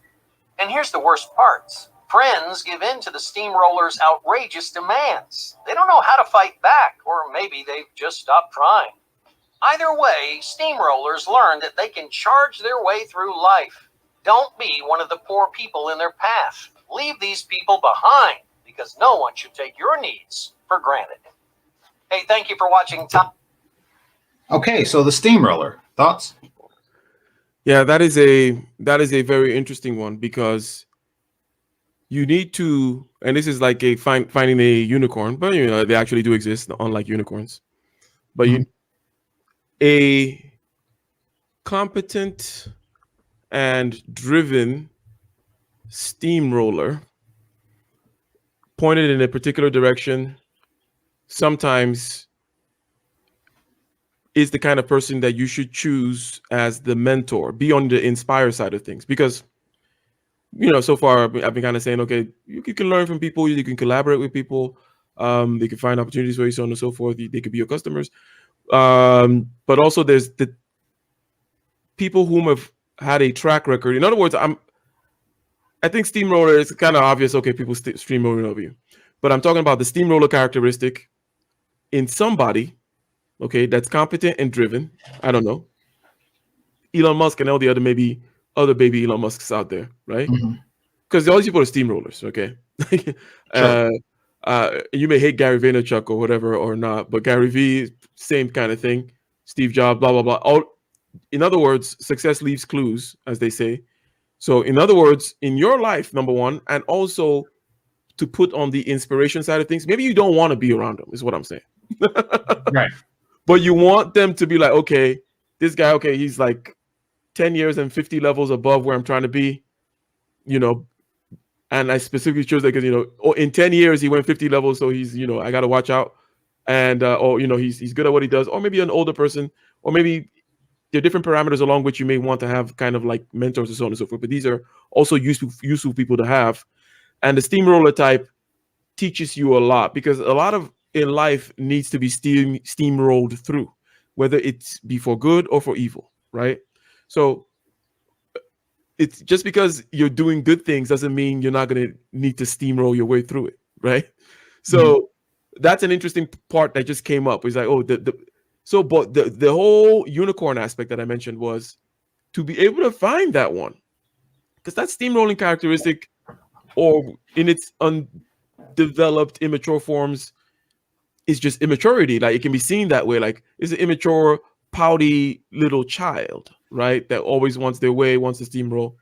But then when it is well formed again, so it's a competent, driven person going towards a cause, and then they can do that steamrolling thing, then they're a powerhouse, and it is necessary for your success. You're gonna need to find this extra gear, which is not very palatable in terms of social pleasantries, right? People tend not to like that gear in people so a lot, but it is absolutely necessary in order to be successful in anything. Okay. I agree. From what I gather, you're saying that it's better to be a steamroller than it is to be associated with one, or one should actually stick to be a steamroller than as opposed to being associated with one. Like, it's better to be Trump than to be Trump's friend. Perhaps. So there's in other words, yes, I would say yes to that. Okay. But also, the steamroller characteristic is one of those things that's going to be, because I'm tying it to the success thing, right? Because if you remove a goal, right, in this case, which is success writ large, generally speaking, success, right? If you remove the goal, then you can just look at this steamroller thing from a different light. But when you have this particular goal, where the goal is actually success, then you're like, okay, wait. There's something very particular about steamrolling and success, which is that it is absolutely necessary, right? However, the wrapping of this particular steamroller that they described in this video, in other words, it's like when we started out, we're saying it's not about one particular attribute, okay? Or, in other words, it's about a multitude of things. They're a steamroller, and they're kind of don't care about what you think. Okay, even that so far may not be completely objectively bad, but it's about context with these particular kinds of attributes, especially ones like steamroller. And that's because the context will completely change everything between some asshole in the local lumberyard versus Elon Musk. But they're both steamrollers, right? And it reminds me of this thing where, you know, someone pushing women towards buses, or someone pushing old women away from buses. You know, they're similar in the sense that they're pushing old ladies around, right? But they're very different. One is pushing old ladies into buses, one is pushing old ladies away. So steamrolling is necessary for success, right? But then when you combine it with all kinds of crap around it, then you're generally a crappy person. Okay, gotcha. Yeah.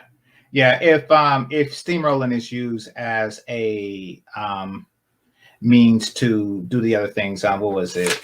What was the last one? Saboteur. So if it's used as a means to sabotage someone, and or backstab them, you feel that sabotaging someone would expedite your growth, then steamrolling is a bad thing. Now, keep in mind, people, that Ike is coming from a business perspective, and that's what we want. You know, that's the title of the show. And this was given as far as interpersonal relationships. So two completely different things. You know, the steamroller seems to be something that's more accepted in business because you're working together for a common goal, where, you know, that's not the case in your interpersonal relationships. So, you know, that one there probably should be an asterisk on that one. Yeah, that's very interesting. And then when it comes to interpersonal relationships of a particular kind, let's say man and woman, that becomes even a more dangerous dance. What I mean by dangerous is there's certain skills, like, you know, maybe there's just something like you dance with a sword. It's like sword throwing dance, right? And it's kind of dangerous. So you use sticks to do it, but you never actually try it with real swords. So knowing how to be a steamroller in a relationship is what I'm talking about, in the sense that that's real knife and sword juggling, right? You got to really know what you're doing.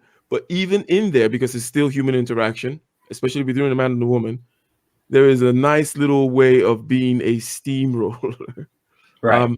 that is actually appreciated and then also healthy for the relationship in a whole. But it's more surgical, scalpel-like, or as I said, dangerous in terms of like looking at it like knife juggling, right? Yeah. Yeah. True. Okay, so it's fun when they do it to other people, but when they do it to you, you know, then it's not as fun. Like, you may want your wife to say something like, listen, I don't care I don't care about the other girl's birthday. It's my girl's birthday and I want the purple balloons. F them kids. You know, or, you know, I want this particular clown or entertainer to come to my kid's birthday party. I don't care about the other kids. That's the type you want on your side, but you don't really want against you. I get what you're saying. Yeah, 100%. Yes. Yeah. Okay, so on that, I want to talk to you about, and this is just for like broader society and how things get stuck into place. So there was an experiment called the 5-monkey experiment. And basically what happened was 5 rhesus monkeys were placed into a cage. And at the top of the cage was a ladder. And in the center of the cage at the top of the cage was bananas. And in the center of the cage was a ladder that led up to the bananas. Now, what the humans did was they rigged it so each time a monkey was to attempt to climb to the top to get the bananas, all of the monkeys, all 5 of them, would be sprayed with water. So one of them tried to climb to the top, and of course it was sprayed. All of them were sprayed. And then another attempted to climb to the top, and again, all 5 were sprayed. And then when the third attempted to climb to the top, the other 4 monkeys beat him up. So very important. And then after that, they turned off the water machine and they took out one of the monkeys and replaced it with a new monkey, one that has never been sprayed with water. And then when that monkey attempted to climb to the top, the other 4 monkeys attacked them because, you know, they assumed that the device was on and they didn't want to be sprayed. And then one of the original monkeys was removed. And then when that and replaced with a fresh one. When the fresh monkey attempted to climb to the top of the ladder, not only did the 3 monkeys that were sprayed attack him, the 4th monkey, who was never sprayed, attacked him. Now, it's very interesting because he doesn't really understand why. He's just kind of going along with this groupthink. So they continued the process of exchanging the monkeys until there were no monkeys in there that was sprayed. And yet none would still climb up to get the bananas because a system was in place, a psychological system. Keep in mind that the machine has been off. So a psychological system has been placed into the monkeys to where they discourage each other from climbing to the top of the ladder to receive the bananas. So one thing that this brings to mind is besides some of the more inferential things, it's more of mimicry, right? Now, mimicry is something that we do even better than monkeys, right? We are the top. In other words, aping means, to copy, and we are top ape around here. True. So we In more ways copy. than one, yeah. we copy very well. We mimic everything. We also, and then this is quite important, is that we mimic desire. So I'm going to say on this mimic thing a little bit, because there's the other aspect too, which is about the original feelers of whatever kind of trauma, right, that caused some kind of tradition to go into place, some fear-based tradition, if you will, that this thing can continue to just perpetuate itself over time without any real person knowing why. Like, why do we tell people not to go over there? Why do we hate this particular tribe, right? Like, I don't even remember why we were fighting these people, that kind of a thing, right? But on the mimicry end of things, we need to understand that we mimic everything, including mimicking desire. And the mimicking desire part is part where it gets most dangerous, because you and me, okay, or just go to that child that doesn't like the red ball on the floor, okay, playing with other toys, doesn't want that red ball, until another child comes in and picks up that red ball and looks at that red ball like the most interesting thing ever. All of a sudden, that first child is not going to be interested in the red ball, right? This is mimicry at a basic level in terms of mimicking desires, and it might be even argued that desire is nothing but mimicked. Now, we're not talking about animal drive, such as you feeling hungry. There is an independent you feeling hungry organism or machinery going on, right? You don't copy, even though you can copy other people but anyway, that's a different thing. But you independently have a I feel hungry machine going on. But a lot of the things that you desire that are outside of that, I want to breathe, I want to drink water, I want to eat, like, oh, I want that red ball, or I think I want the Ferrari, or I want this particular type of woman. It's typically because you're seeing that particular desire reflected around you. This is what the people around here are supposed to like, right? So I'm going to go ahead and start liking it. So this mimicry leads to everybody wanting what everyone else wants, okay? This is a powder keg. This happens all the time with human beings, and then there needs to be some kind of an outlet, okay? And the outlet usually happens with people finding a scapegoat, and then we focus all our rage now, copying each other's rage, into some kind of scapegoat as to the reason why there's scarcity and so on and so forth. But it's another kind of a way of looking at why economic growth is necessary. Because if you now want a red ball too, well, we need to start making more red balls if everybody's going to start wanting red balls, right? That kind of a thing. Otherwise, we're going to be at each other's throats. So there is a direct line between this mimicry to violence, as also it is shown in this case, but it's more done in a different way, right? But mimicry tends to lead to violence, and it is something that we need to watch out for in ourselves. Okay.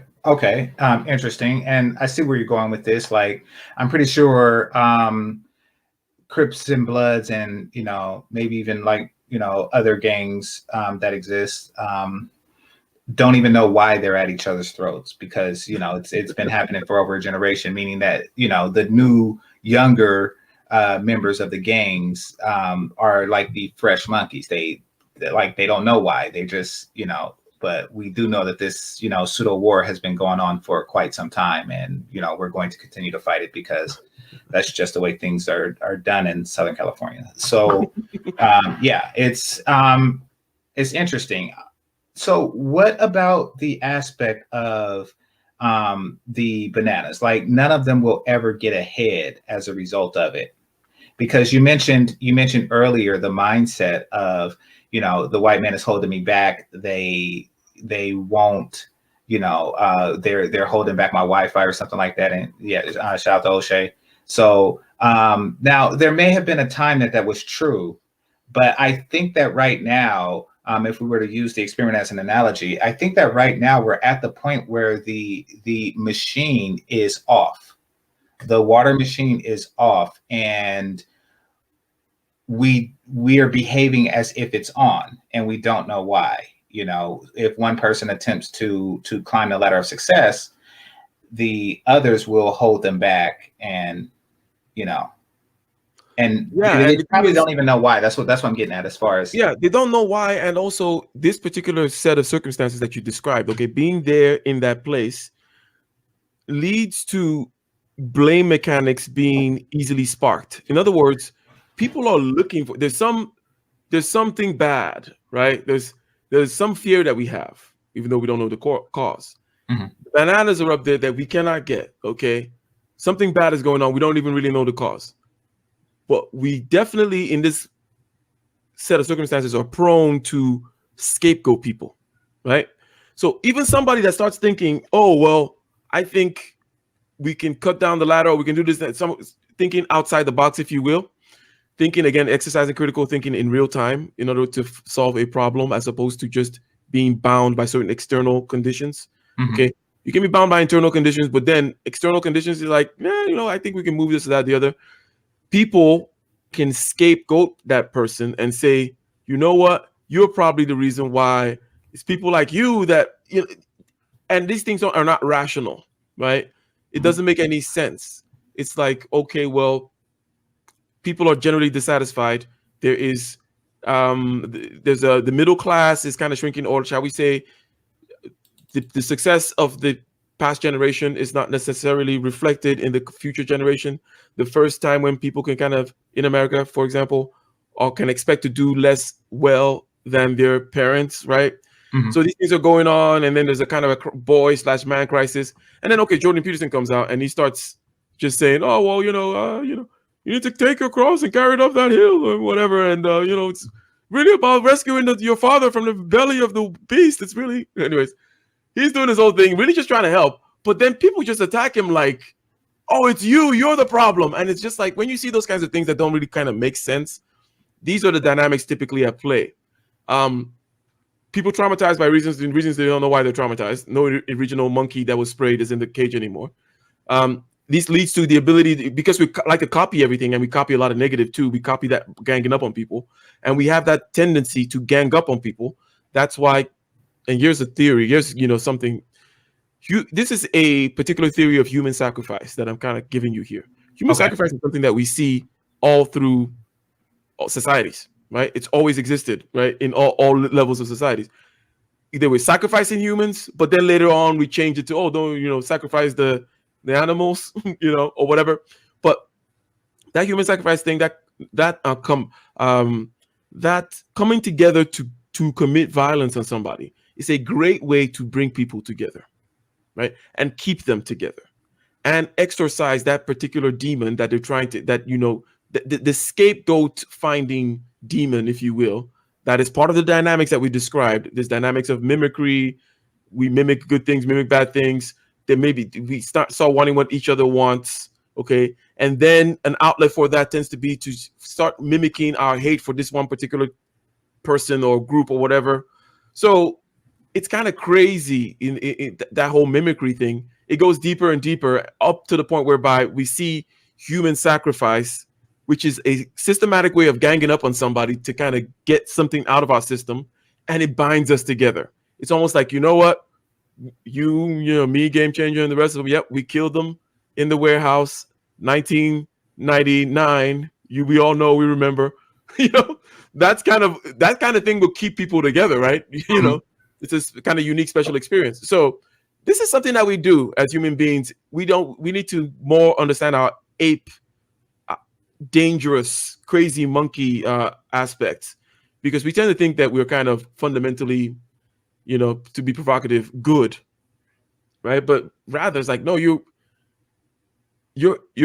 come from chimpanzees, those things that rip monkeys apart while they're alive. And when another troop of chimpanzees come through, they like to torture you. In other words, like they bite your balls off, and bite off one finger at a time, and they're super strong. But these are your cousins, and you found even a way to dominate the whole freaking damn planet. So stop thinking that you're fundamentally good, or you don't have some kind of things in this machinery that lead you, if you're blind to them, to very dark places. Okay.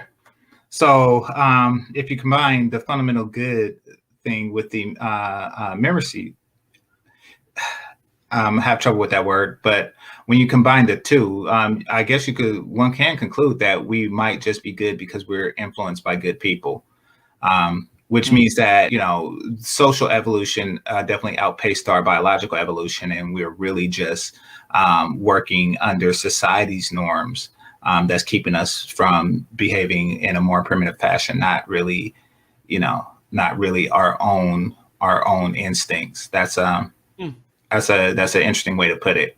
That's a very good one, because the idea, and many religions get it, and plus also, look, Star Wars gets it, or in other words, we get Star Wars because of this reason. In other words, we need characters to copy. We need role models to copy. Otherwise, I think you're onto something here, right?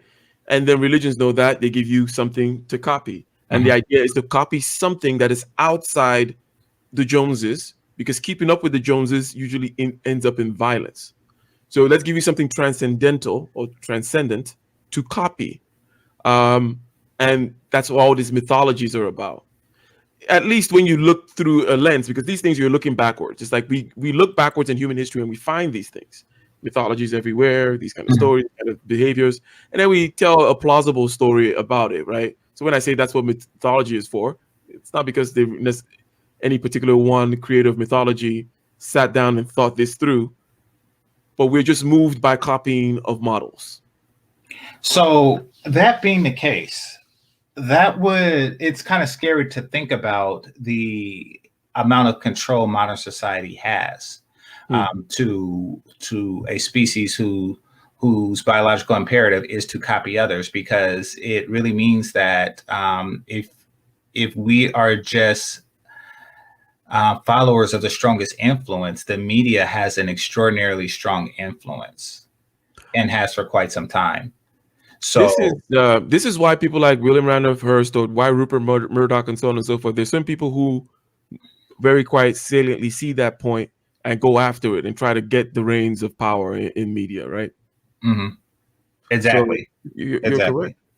So a lot of the behaviors, and this is something that I think should be abolished, that Black people have, isn't necessarily our behavior. It's a behavior that was presented to us, and we're just copying it.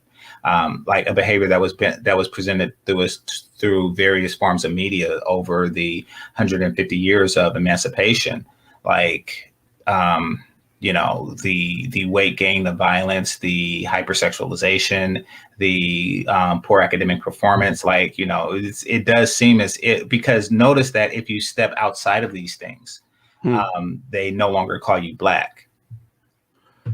You're acting white. Yes, you're acting white. So the whole image thing, look, and that's when it starts getting out of hand. And what I mean by that is the scope of of what needs to be done when viewed from this lens of, okay, this is the scope of the problem. It's in people's minds. It's through media. It's a story in their head, just like the story of me being Ike or you being Game Changer is in your head. Once it's implanted in there, it's a tough thing to deal with, right? So when you look at the scope of that kind of endeavor, you begin to immediately kind of say, well, how much of just bloviating and talking am I doing versus how much is actually actionable? But at the danger of just kind of doing that bloviating and talking, basically the image work, all that magic work needs to be done, right? I call it magic because it's all, you could call it media or whatever, right? But especially when you're trying to do it, when you're trying to reverse it, you need to understand how it works. There's some creativity to it, but there's also some science to it in terms of how to put a story in people's head, flip the story, put a positive story. And by positive, I mean something that's not just reacting against, something that's not reactionary, something that's not like, oh, they put all these things in our head. Rather, it's something that says, these are the things we want to put in our head, right? Like, so this is the image of myself as a Black man, for example, or as a Black woman, or whatever it may be. Like having that positive image, and by positive, again, I mean you actively putting it there as opposed to reacting to how you think you're being not properly imaged, if you will. Mhm. So you put in something and say, this is my image, positive, enacted, active, not reactive. Forget what everyone else is saying. This is the original. This is the authentic. You know what I mean? Mhm. And I think that doing that kind of work, which is in the world of art and then also in the world of media, generally speaking, is needed, and also it can be tied to economic output. In other words, so let's say you wanted to do this for the West African image, which I think kind of helps too, because quote unquote ADOS is a different experience, right? But cannot be disconnected completely from, let's say, the West African aspect, right? But so if, let's say, we're in this continuum, and then I wanted to say, West African, how do you do something about certain kind of image, make money with it, blah, blah, blah. So what is West African food, for example? You can go out, right? You're in the Bay. So I'm sure you can be like, oh, we're having South Indian tonight, whatever, somewhere. So you're having Chinese, or you haven't having Italian. Okay, what is having Nigerian? What's having West African? In other words, there is a gap here, okay, in the market. We know that it can be reproduced. For example, people in Afro beats has taken over Atlanta and in London and that kind of stuff, which is from Africa. In other words, we import hip hop. We love hip hop, right? You can take Afro beats and so on and so forth, and there's money that gets made, right? So even if in this particular food thing, like how do you bring in this kind of food thing? There's an image that also is there to it to play in the whole kind of story magic way, but also money is made. There's an image in terms of like clothing. Money can be made. Image in terms of like, the books and the magazines and the actual image of this particular person who is neither a simp cuck, as they tend to show some of them, or some kind of thug. So it's either it's Thugnificent, or I forget who that other guy. Who's the other guy? Gangsta Delicious. It's Thugnificent and Gangsta Delicious versus I got you. If you want to do that caught him. Yeah. Well, you're talking about Boondocks, right? Like Gangsta Delicious versus Thugnificent. Yeah, I think so. Yeah. Yeah, there is that because Gangsta Delicious is he's a little sweet, right? Yeah. But also there is this kind of just showing of a lame, and I think that's kind of also that is kind of not cool, because these images are not supposed to be images of lames, right? In other words, well, I mean, they don't put a positive image to the lame title, like so all of the positive images seem to go, at least in the ADOS community, seems to go to self-destructive brothers, and part of it is because it's simply violence is just entertaining, and another part of it, and I think it's more nefarious, is that more sensible men have sensible spending habits, meaning that they're harder to sell to. So that image probably should be taken down, because you're not going to sell superfluous things to a person that really doesn't care about such things. Like, no matter how there is a high-end, high-spend prestige / also status spending of certain kinds, perhaps related to what I mentioned earlier in terms of the aesthetic end, right? If you're going to serve that lamb right, and you're going to buy that right wine, you're going to have the right cutlery, the right table, and perhaps the right dining room for it, right? So there is that end, and that end does not want to see his whole thing represented by some lame, okay? So if you also look at it in terms of, you take it back to the realm of mythology, right? Your gods, the people you're trying to look up to, you don't pick these like, oh, I'm going to make him it's like, no, they're larger than life. Okay, Brad Pitt's head on the screen in the movie, and he's a hero. It's like 3 stories tall, right? That kind of a thing, right? So we need to be positively, shall we say, influenced and inspired by larger than life and positive figures. And it also goes to that other thing about not copying the Joneses per se, but copying something a little more transcendent. And that's why I also went to the gods too and such. In other words, that realism in art, like, oh, well, I just painted somebody and they happen to have a cold sore. This beautiful woman. Imagine I painted a beautiful woman in an evening gown, and then I put a cold sore, a horrible cold sore in the corner of her lip. It's like, well, why did you put the cold sore there? It's like, well, it's reality. People could have cold sores, but it's like, nah. It's like, no, remove the cold sore. In reality, I can see cold sores, but in the painting here, you're doing so. It's a particular action in order to create a particular reaction out of somebody. And in this case, I'm saying go for higher, go for cleaner, go for posher, go for more masculine in terms of the presentation of this positive image that one is trying to put out there. Because again, it's absolutely necessary. No community lives without a myth, without a story, without a set of, let's say, rituals and traditional regalia that they may have. For example, this is how our people are. These are the things that our people do, that kind of a thing. So it is absolutely necessary, and also there's money to be made in it, whether it be in clothes, whether it be in transcontinental dating services, who knows, right? And so on and so on and so forth, right? Plus the food thing that I mentioned earlier. Well, no, I get that. I mean, when I was tutoring math, an Asian kid did put Asian math tutor, on his, on a cork board, and that would give him an advantage in gaining clients over me. What can I do? Put black ones. So yeah, having a positive ethnic reputation, definitely helps, and it hasn't helped us for many generations, but I can definitely see the value in that. Now, I want to give an example of how severe the programming could be, and how severe once somebody attached their identity to something can be, in an attempt to, because my follow-up question is going to be, how does one get out of this? Like, if a person has this particular self-perception, it seems pretty strong in them to where they can't really. Okay, I'll give the example first. So we're all familiar with the movie Forrest Gump, and there was a character on there named Lieutenant Dane.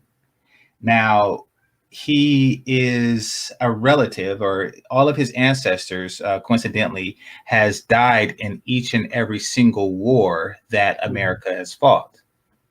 Now, with this understanding, he took it to mean that, hey, I am destined to do this. This is who I am. I'm going to grow up, and, this stories has been told to him since he was young. I'm going to grow up. I'm going to join the military. I'm going to become an officer, and I'm going to fight. And if there's a war available, I'm going to die in that war. He's come to this rationalization, even though, there isn't anything mythical about it. It's just a, unlikely coincidence, but a coincidence nonetheless. However, he embedded this into his identity, to where when he survived a war and came back injured, meaning he couldn't fight another, it's like, wait a minute, this wasn't supposed to happen. And he grabbed the guy that saved his life, and he's like, I am Lieutenant Dane. So his identity was, I am destined to die in this war. Like, that's the identity that his family's history has inflicted on him. That's how strong it is. Like samurai, this is my identity, and I will die for that identity. There were Celtic priests, who self-castrated, because that's their identity in relationship to their religion and things like that. So it is a very strong thing once outsiders put an identity into you, and knowing that that's the depths that people who had this identity projected on them, would go. How would you say one should counter that? Okay, so it should be immediately noticed, right? That we just talked about the necessity of identity and of an image, of an identity with a particular image attached, with a particular storyline attached, and perhaps even the tailoring of that particular identity, right? So then we see the flip side, or how it could go wrong. How identity can go wrong. Now we're getting down to the individual level of things, because on the group level, you need to make sure that the identity / reputation, all the forms of media, music, print, social media, and so on and so forth, is on point in whichever organization and or group of peoples, right, that you're trying to represent, right? So In the area, though, of how not to let your identity manipulate you, I think I'll go back, revert to something that I said earlier, which is that your identity, let's say, GC, that's your name. Your name is GC. You were born in a particular year to a particular family whom has a story already going on. So this is the story of this particular family. We live over here in this particular part of the Bay. This is our socioeconomic status and so on and so forth. This is what your grandfather did during the war, right?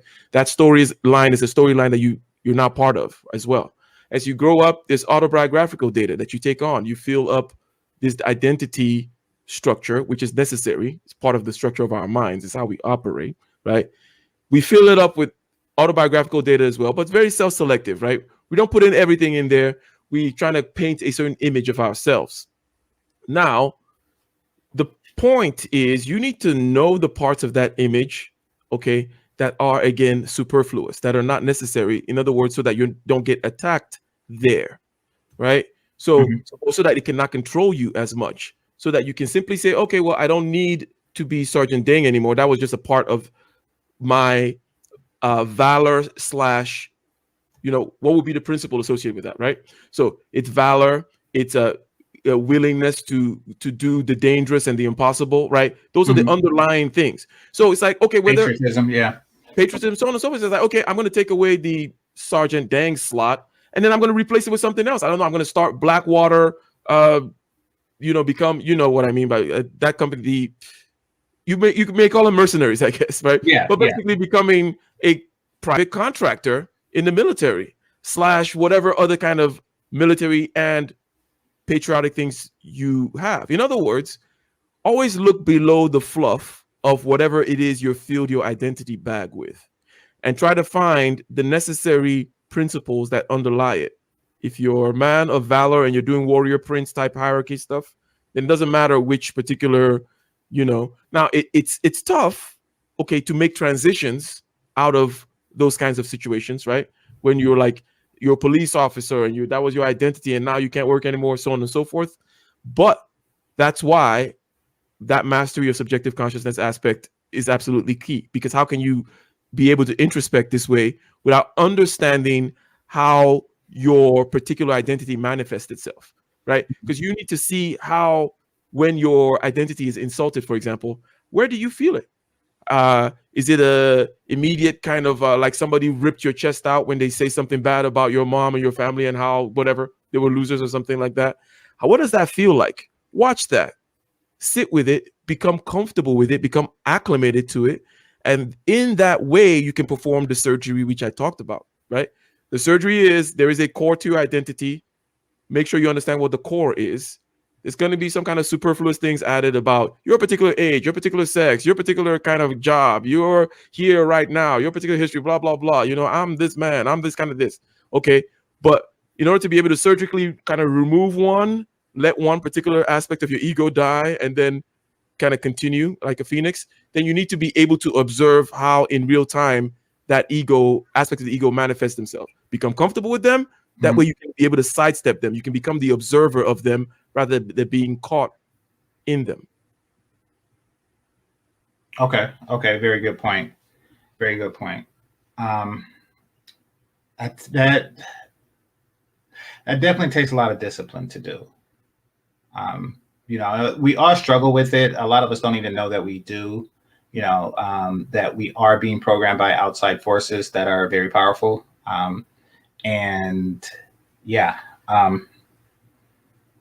To get out of it is very difficult. But if you find yourself behaving as a trope, then that's obvious. That's definitely obvious. There are a lot more subtle things that we probably need to do, and that's why we have spaces like this and people like Ike to help us identify them so we can step out of it. As far as the Nigerian restaurant thing goes, I only had Cameroonian food. It's spicy, to say the least. At least the way it was prepared for me.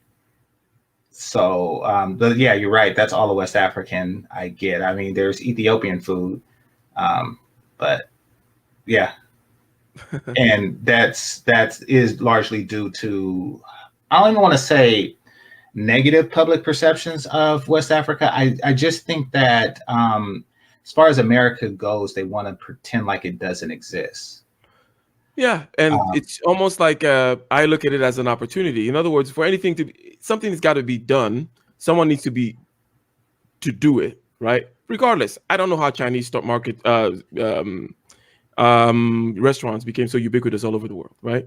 But I also know that it's not because everybody just loves the Chinese everywhere, right? No, it's like whether it be racism or all kinds of tribalism and blah blah blah, it affects all these other groups. But in other words, the fact that it's absent, you look at the landscape of the problem. Why is it absent? What are the chances of success? How can it be instantiated and allowed to grow? All these kinds of how do I bring this thing about? And then try to bring it about, because it's not going to just happen of its own, right? Generally speaking, but everything from celebrity chef type stuff to, because there's just places you have to, in the media, you have to kind of slot it in certain places and then have like the restaurant kind of in the right place as well. And then there's quality and so on and so forth. But restaurant is the hardest one to do because, each individual restaurant business is by definition not a very good business, too much competition, not enough profits and so on and so forth, tend not to last, right? So, but other aspect that could be brought in that you can then sneak the food into, because once the food pops and then you can now say, I'm having Nigerian, I'm having Cameroonian, and just the way you would say I'm having Indian, then somebody's going to be making that money, I guess, or the marketplace will be better off for it, I guess. Yeah. Exactly. And the people, who represent the culture will also be better off for it. And hopefully one day, my son will be able to say Black math tutor and it means something. It means something positive. It's actually a selling point. And ladies, don't think that you're absent this, try to open up a massage parlor and then say Black woman massage. It is just not going to happen. However, Asian massage and Swedish massage seem to sell very well, no matter where you go. So creating a positive brand has its benefits for the culture that created it. However, it requires not just the change of media perception, individual public perception must be altered too. This is particular to the women. You can't really tell society to ignore your bad apples when their bad apples are presenting themselves. You have to, say, hey, you're making us look bad. Being overweight is making the collective look bad, and it's making us hard to sell us as a culture of beautiful women. And the same place with Black men, behaving violence and ignorance, and wearing your pants underneath your ass is not the image that we want. You can't really do anything with that, and it's very destructive and disruptive. So, you're making us look bad. We are not looked upon as something that can be respected amongst adults. Even though it's a culture that's very pleasing to young people, it's not something that adults really respect, and you're making life difficult for the rest of us. Yeah, the thing about image is some people, again, have a difficulty disaggregating different aspects of what they may consider one particular phenomena. So there's this successful person, right? They look this way, they dress this way, they talk a certain way, right? They carry themselves a certain way. They have some protocol about them and so on and so forth. What they tend to then think is that this person also, maybe they're a square, they're rule bound, if you will. And the square part, that's just being childish. The rule bound part, in other words, thinking that it's rule bound, I'm going to entertain that thought for a second. And because there are certain kinds of creative people, let's say, and typically creative people always talk about squares and also, I don't care about my image type stuff. I'm going to grow my dreads out or whatever it might be, right? So the thing about it is you need to understand it's not that big a deal, in other words. In other words, the people who say they don't care about image tend to care about image more. Here's what I'm saying. It's like, if you don't care about image so much, then why don't you just do the conventional thing to get the outcomes that you want? You know what I'm saying? True. Yeah. It's like, no, my dreads will never come off. And it's like, oh, you're the one that really cares about image, right? It's like, no, because And I get the reason why is because there's all this typography going on. You've typecast this person. You've put a particular lameness on him now, right? And in terms of that successful type with his protocol and his way of dressing and his mannerisms and everything, right? But in reality, that's not how people are, okay? That's not how people are. People are more diverse than that. You can have, lames in t-shirts and not in suits, or you can have people that are creative and very vivacious in all kinds of ways, being in a boardroom somewhere looking uptight with a tie in their neck, and then someone else with all kinds of tattoos on their neck, right, is boring as hell. They never did a creative thing in their life. It's like there's nothing really interesting about them. So this idea that, oh, well, you can't be multifaceted in this way, or if I wear this, or if I carry that, or if I study this, then it means I've been limited. It's like, that is a very limiting, dare I say, approach to the world. Okay, any successful person knows how to play on different levels, and there's the level of general, broadly accepted image. You simply just, okay, cool, this is what you check the boxes, check as appropriate enough, try to be as creative as possible in there. But you have other things to worry about, right? You know what I mean? It's like, oh, you want me to cut my hair? Okay, cut my hair, because I got 1,000 things else to worry about how I'm going to deliver on the project, how I'm going to be able to justify the insurance bill that I just paid for my company this year, get work for my employees, blah, blah, blah. I'm not going to die on the hill of the right haircut or the right, attire. Yeah, exactly. And that goes back into what I was saying about the whole Lieutenant Dane thing. Like, the haircut, this is like deeply embedded into a person's sense of who they are. And, it does, once again, it does affect the collective. I mean, you can't get around it. And there's an economic aspect to that as well. I mean, the Orientals in general, but the Chinese more specifically, have been crafting their image for quite some time, and injected into, America and their perception of them, whether it's true or not. I mean, anybody who watch MMA know that they're not necessarily the best martial artists. However, it is a, deeply crafted image. It's you can't disassociate the two. You like between an Asian man and martial arts. So it's one of those things. Our image is not really for adults. It's not really producing much that we can use. If you are an attractive Black woman, and shout out to Chantel, who's an attractive Black woman, and if you wanted to throw a party and, somebody says, hey, there's a party with about 50 Black women there, it's not going to have the same effect as, there's a party with 50 Colombians there, or, something like that. And that's because the collective reputation, you're not going to get around that. Yeah, the collective reputation is, so it then comes down to, because first of all, you have to care about it. You have to understand why you care about it in order to begin to form a problem statement, because from the problem statement we'll see possible solutions, right? When you're able to define the problem, you're like, well, so basically, why would you care? You would care, maybe you can alpha your way through the perception thing, and maybe it doesn't affect you that much in your particular line because you have a reputation that's so singular that everybody in your industry doesn't judge you based on color of your skin or something like that. But I've once had it put this way, that how about your son, right? You brought up your son earlier too, right? How about your son then? How will they react? Will they be, it don't matter, I just alpha my way through it? Because you got to understand that that's a personality trait, right? Not everybody just alphas their way through stuff. Sure. And are also enough of an introvert where social things doesn't matter to them. So that's why you should care. And then you're like, so therefore the time scale now is presented to you, which is like, okay, it's a generational thing. It's more like the people, some young people right now, plus my people whom are my son's age, my hypothetical son's age,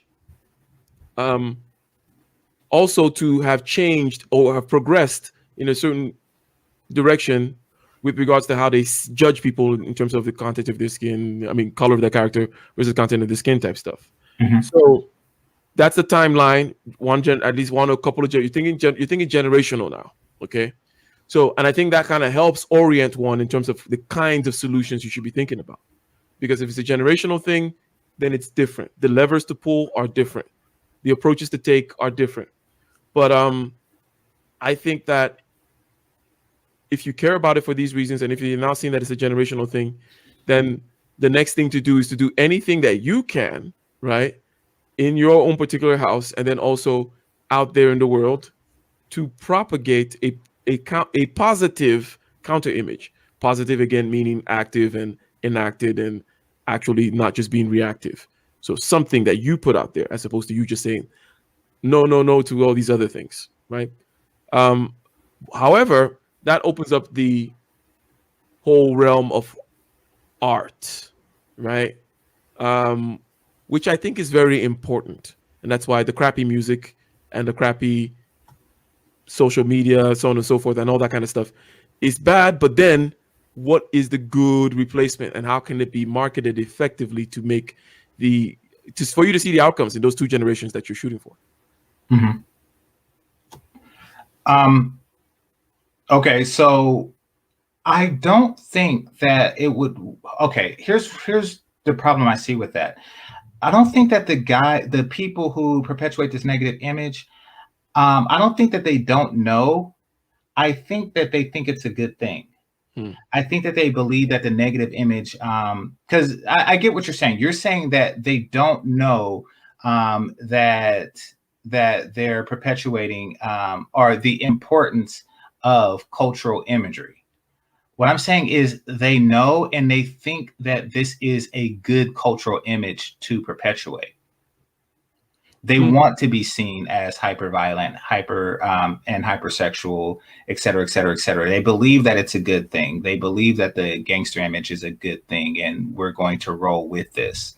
And I can see that I can see that as probably you can see it too. And what I mean is, we get that, Yeah, it's perpetuated that, and I don't think that they think that they're doing harm, is what I'm saying. Yeah, so the not doing harm part, because I think that it is enticing for sure. Right. Hood. It reminds me of a video on YouTube, where this, I think it was like 8-year-old or 7-year-old kid took his mom's truck, black kid, drove all over the place, caused the ruckus or whatever, do all kinds of stuff, and they were asking him, interviewing him. It's like meme on social media. It was like from years ago though, and like, why did you not go to school? And he's like, well, I wanted to take the car to do blah, blah, blah, blah.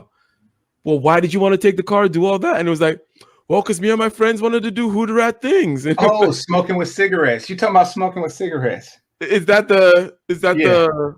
what is that exactly? That was an episode of the Boondocks, but it was based on a real kid that did that. Yeah, exactly. So it's like, wanted to do hood rat things. Yeah. You'll get it. Very appealing to do hood rat things, and to kind of be seen as, because what it is appealing to that rule breaking aspect, which for me, I can understand.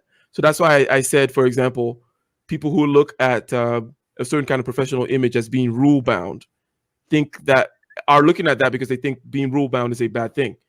And I agree. I don't like being rule bound.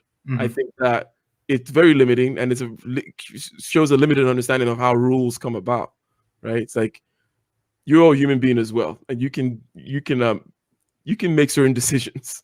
So being kind of rule bound, or shall we say not being rule bound in this particular regard, and doing that tightrope walk, I think is absolutely key. It's like, what? Because I'm not just doing a tangent right now. It's almost like I'm hopping onto another track, where it's like, because this whole thing about game comes up, because we're talking about swag and a certain kind of image, and we're talking about why it's appealing, right? Right.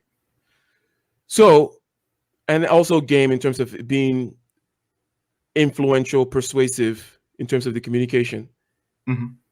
There is something about being cool, which is too cool for school, too cool for rules, right?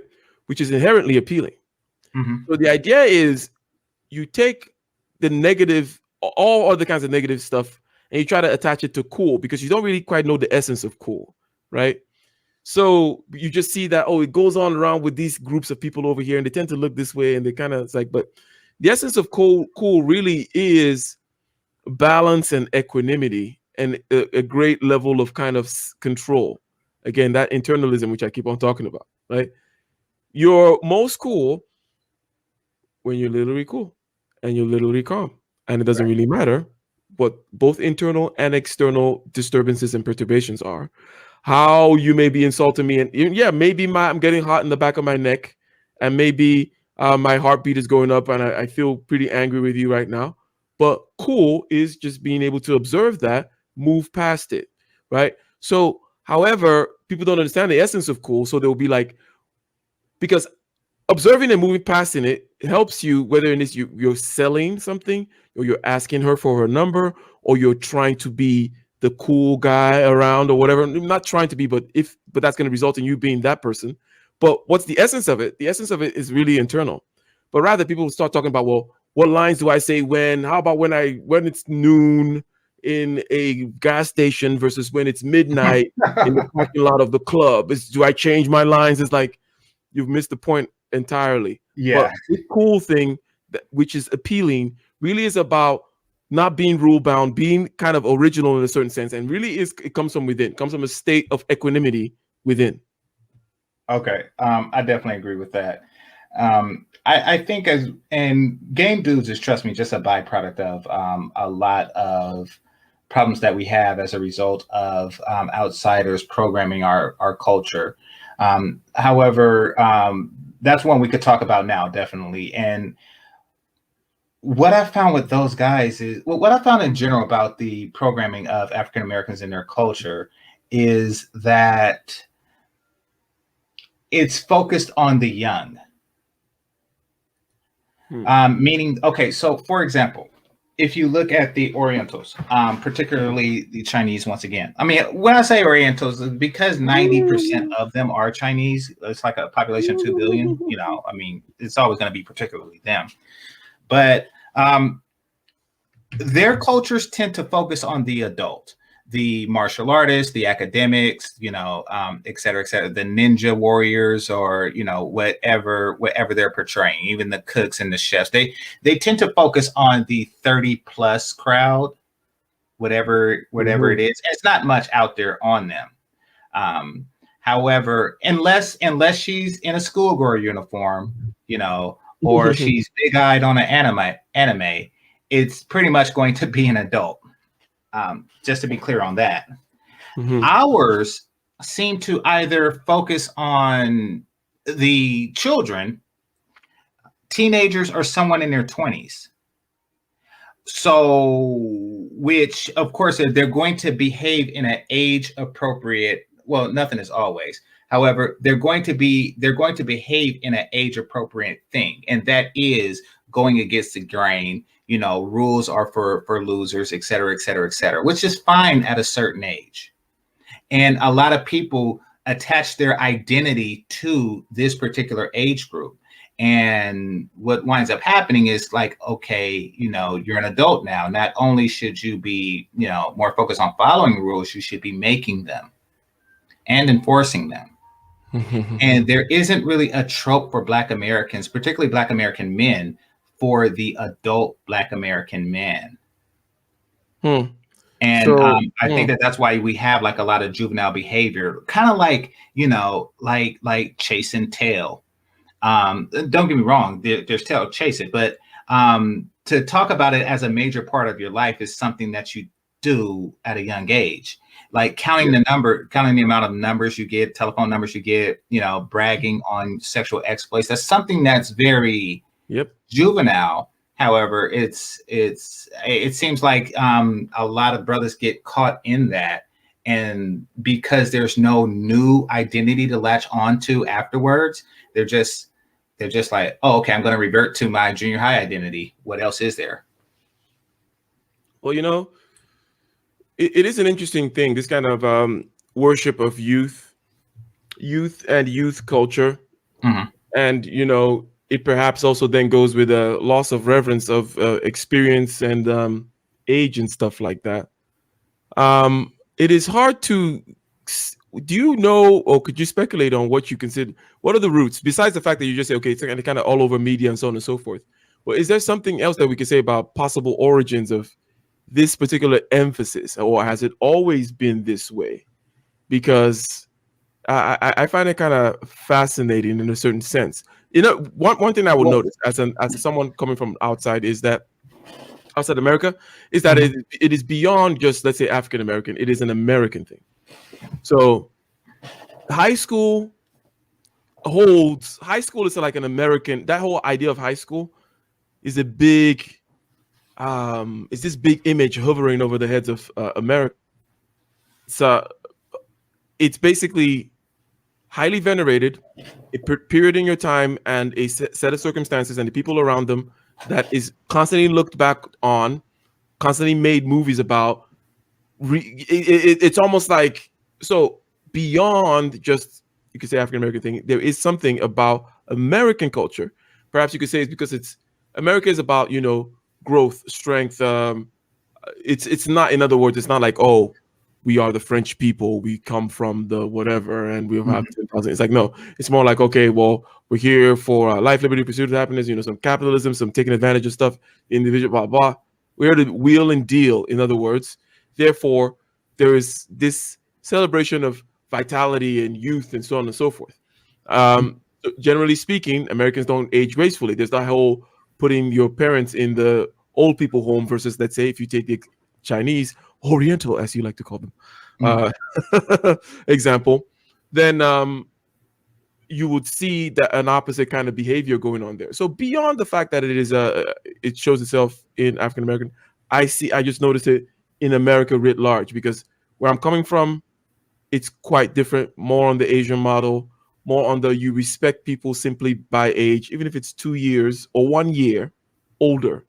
There's always that hierarchy established, or that hierarchy has been established from a young age, that there is authority that your older brother has over you beyond just the fact that it's your older brother and is stronger than you or something, right?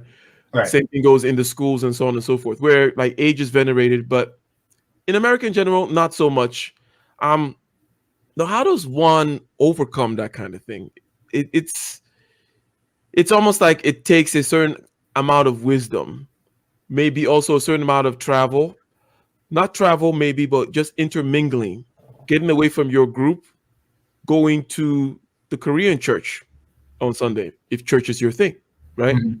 Going away from a particular set of people who, like, you always hang out with lawyers, right? And go hang out with doctors once in a while and see what's going on over there. In other Right. words, whenever you do this kind of expansion, it definitely affects your ability to take, using your mixed martial arts example, for example, like take from different aspects of things and use what works, even though, because no culture has everything, because you have to choose something to be particularly good at and something to emphasize, right? No Mhm. box is all encompassing and infinite and shaped in infinite many different sizes or shapes. It's like you pick a shape, you pick a goal, you pick a set of kind of priorities, and then you try to execute that very well. So consuming culture, I think, will be a good antidote to this particular thing you mentioned. I agree. I agree, and I often talk about that, and that's another area that we trouble with, because when we take a positive aspect of another culture, they do say that that's you're acting white or you're acting Asian or something like that. And by the way, just so no one thinks that I'm doing something. I don't use the word Oriental as a pejorative, because it's not, and it shouldn't be. I use the word Oriental because when Americans say Asians, they mean Oriental, but they don't really. Mm.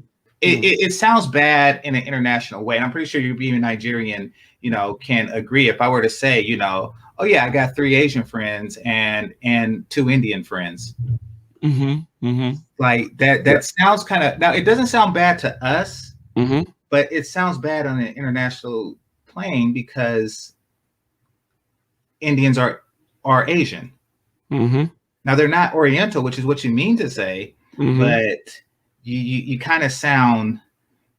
It's just a bad thing. It is you want to be more precise. And I've never heard a Oriental person complain, like, because it's not. I don't know who told society that this was, but once again, don't be programmed. I don't know who told society. It's all those monkey things, right? Like none of us know why this rule exists.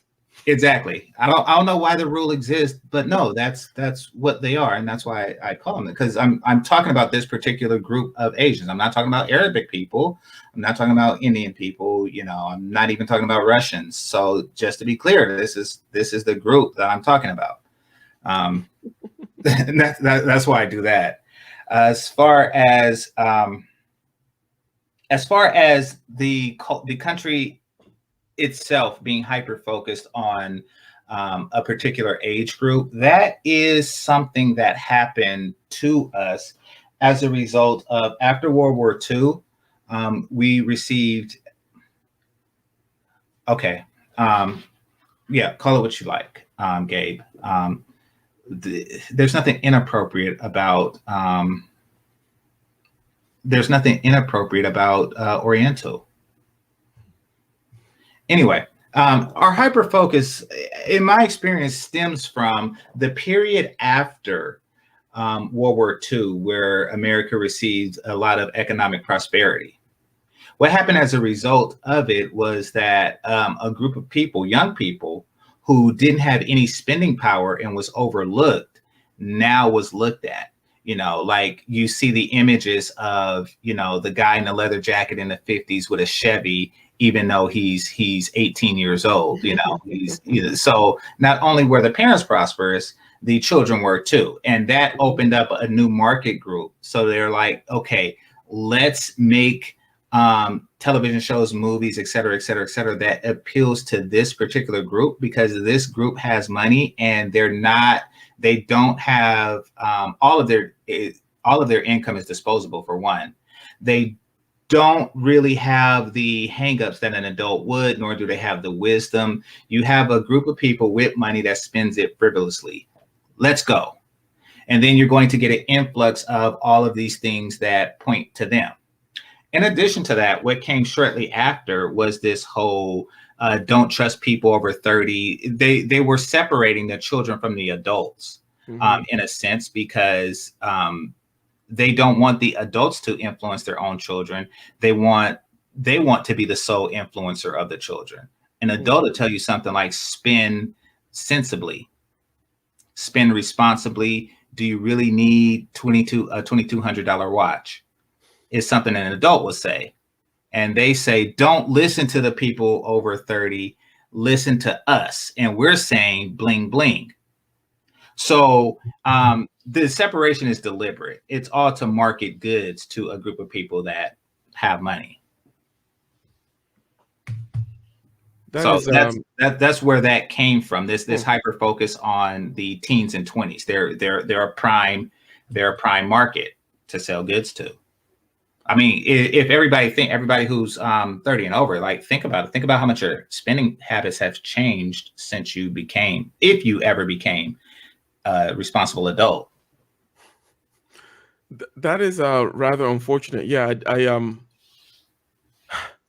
so because of that, then the imagery, and then all of a sudden, but it's almost like, so are you saying there was more of a veneration of the elderly in America?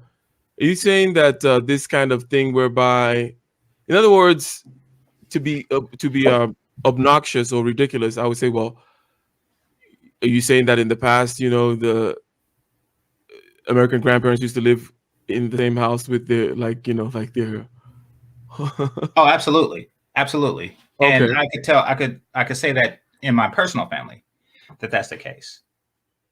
Wow. The difference, and maybe I'm only speaking for the Black community, the difference between, the old and the young really started around the boomer generation. And it's funny, something, most West Africans, I shouldn't say, I shouldn't just limit it to West Africans, but I have more experience talking to them. That's one of the first criticisms they always have. My girl, like, I can't believe you put your old in a nursing home. You know, like that's one of the first critiques that they have about American culture. That's interesting.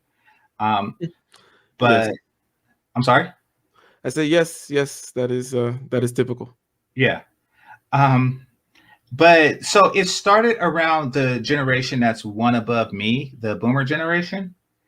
And I think that they would be someone who's born between like 65 and 80 or 1960 and 1980, or somewhere there around.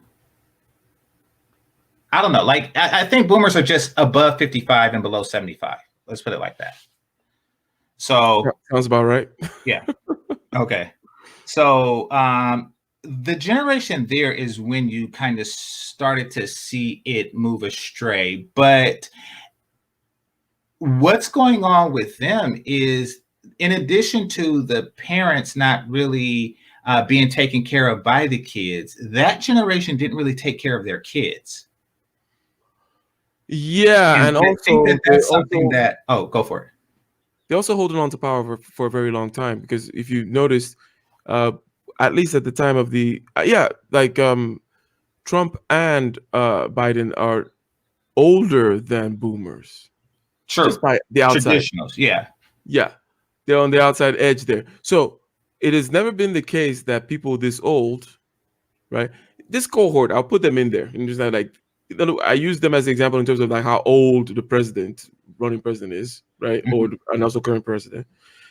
And also the fact that this particular group of people, boomers and the like, have held on to power way longer, and in a way, not just taking care of their children, but not handing over power, right? Either gracefully or in a way that makes sense to the younger generation as well. Not handing over power, not raising them correctly, still in power right now. And yeah, I know it's easy to get all down on the boomers, but they're an interesting lot, I guess. Yeah. I talk about them often. As you know, I talk about them often on my show. But I mean, I'll put it like this, and this is what I tell. This is what I tell people from like Nigeria, Cameroon, Ghana, and stuff like that. Who and they all voice this, but they're seeing one side of it, to where I have a response to it. Why do you put your old people in nursing homes? Why did they put their young people in daycare? So like, that's my response to that. It's like, I don't think you realize that it's a social contract that was broken when they behaved different. You see, they weren't raised in daycare. We were. They didn't go to school with a key around their neck. And when I say we, I'm talking about Generation X, like myself. We did, so it's like, okay, like the Indians, and this is why I don't say stuff like Asian, so I can make this distinction. Like the Indians, they have a saying: the parents take care of the kids until the kids take care of the parents. Which is why I have friends my age who still live at home, even though they're high earning, so no rent or mortgage or anything. They could just invest or do whatever. Now we don't have that luxury because the parents didn't actually take care of the kids. They babysat for, throughout their adolescence, but they didn't really take care of the kids. They didn't see that they got everything that they needed to become fully functional adults. And I think that there's a sense of that. And by the time a person gets older, they're like, hey, I don't, you didn't really raise me in my formative years, and now you want to, you want me to take care of you? That's ridiculous. Like it is. But yeah, so Generation X was the first generation that wasn't really taken care of by the parents. And by taking care of, I mean, where the mother is cooking for them, and somebody is at home when the teacher calls if the child was misbehaving or something like that. A parent that knows all your friends' names, that like all that stuff was gone. We were more babysat than anything, because they started a trend where both parents are focused on their careers and no one is really focused on the children. That's new, and with that went to the lack of respect that you see now? Yeah, so there is, if we were to kind of also follow the timeline of that particular generation, and that time period, and the changes from then, there was a whole idea. Now, every generation always comes around and thinks that they're the first to discover certain things. And then this particular generation, that the 60s, they were like, all that flower stuff. It's almost like they think that they were the first to discover love or something. But generally speaking, there was an idea of thinking you could just change change nature, right, by simply changing your attitude. Everything was about the attitude now. Like, you got to have a nice chill attitude towards things, and live and let live, right? Don't relativism kind of stuff, right? Don't question you, I won't question me. Like, who's to say who's right? Mm-hmm. And in other words, that in so doing, if you just had the right attitude towards each other, not the right reasons, not the right models, even in terms of like what we're trying to construct here, because that's the way in which they then did not serve the family structure very well, right? Mm-hmm. Perhaps it's a nicer way of just saying that, as you said, they did not really take up the dream, because they were just looking at, they didn't understand that, still, regardless of these attitudes you're trying to inculcate, we live in a physical universe where things have to be actually done, right? Mm-hmm. So that it seems like it's something that they did not quite take into consideration. Exactly. Well, let me know when you're ready to go. That's fine. But yeah, I think I'm gonna have to wrap it up in a little bit, but Okay, I'll wrap it up soon, because I want to talk to you about something afterwards. Wrote it down. Okay, so yeah, I want to talk to you something about afterwards, so I'll wrap it up soon. So what we have with the previous generation, with the boomers, is we have a generation, because it's a give and take. You give to your kids, and those kids give to you. And you take from your parents, and then you give to your parents. Like it's an exchange. What we have with the boomers is a generation that took from the parents and then later attempted to take from the kids. Like, okay, I was raised in a traditional household, and I had all these advantages as a result of being raised in a traditional household. So I took from the previous generation. Now I'm going to put them in a home. I'm not going to give back to that generation. And I'm not going to give anything to the next generation. And then when I become of age, I am also going to request to take from that generation.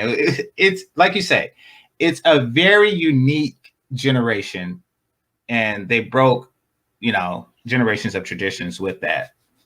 That's kind of like how we found ourselves in this predicament. And trust me, you're not the first person from West Africa that's asked me about that. Makes sense.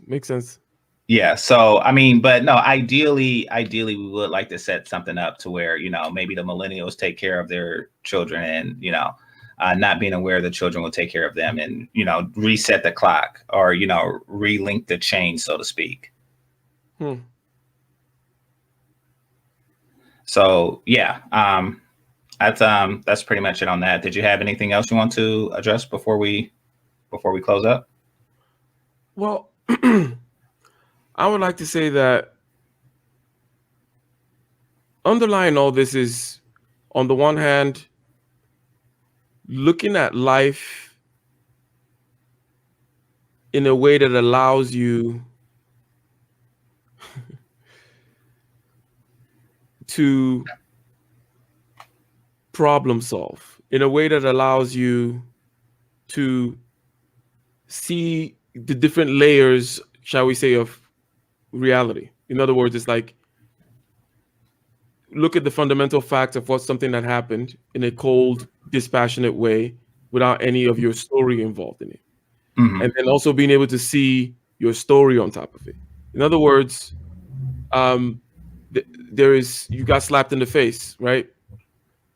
Fact is, something hit you in the face. That's the thing that you know. That's kind of like seems to be a hand hit me across the face. Kind of hurt, whatever. And then there's the story level of, it was this guy, it was Sean. I can't believe Sean hit me in the face, and blah, blah, blah, blah, all that kind of stuff.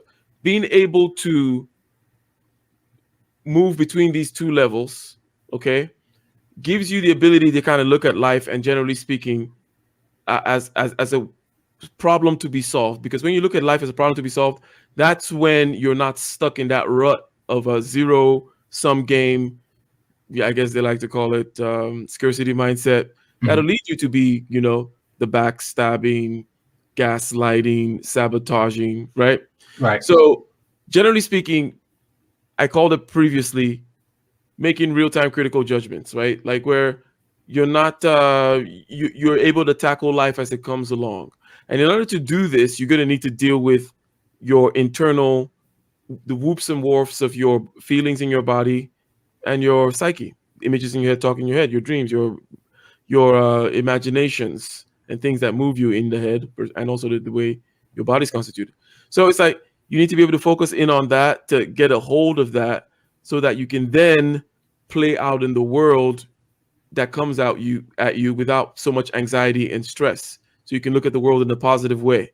So that I'll have to say is, and any particular trait that people have or people exhibit that is counter to this. In other words, if they tend to complain, if they tend to find a problem for every solution, as I've once heard it said, if they tend to not see opportunities, if they tend not to try things out, if they're not even successful in one particular opportunity. Where, for example, it's like, okay, game changer, you have a bunch of friends and you guys are all software engineers. You guys do fairly okay for yourself, but there are people who like to talk about, let's say, things that they would like to do.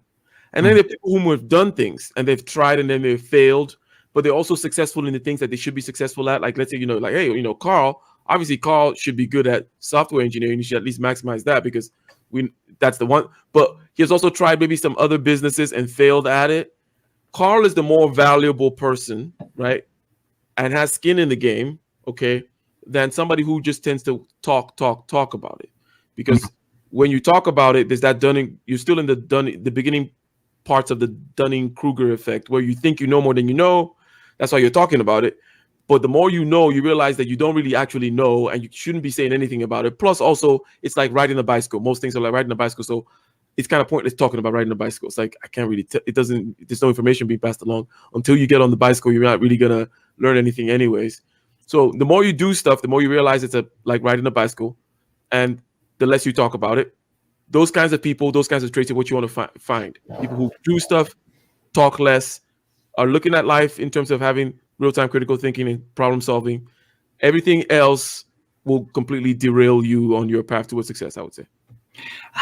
Okay, I'll ask this before we go. How would you classify somebody? For those of you who don't know, the Dunning-Kruger effect is someone who believes themselves to be smarter than they are because they're basing their accomplishments on a bar that they set for themselves, I guess is the best way to describe it. I think, you know what, it's a stage that everyone has to go through in learning anything new. It's just that some people will stop there. So that'll be, you're saying a Dunning-Kruger type of person. But there's a stage when you immediately start learning something. It's like, oh, I just finally got an insight into this whole thing about quantum physics or whatever it may be. Some kind of programming, some kind of thing. And you think you know more because you kind of think, oh yeah, I get it. I'm learning a lot right now. And then later on, you see it's the same way of just saying the more you know, the more you realize you don't know, right?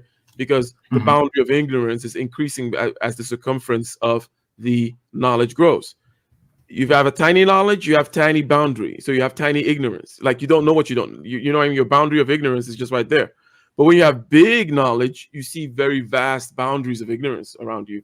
And the Dunning-Kruger effect is, you're beginning to learn something, you think, it's just this little small space, and then you learn more, and you realize, I don't know crap.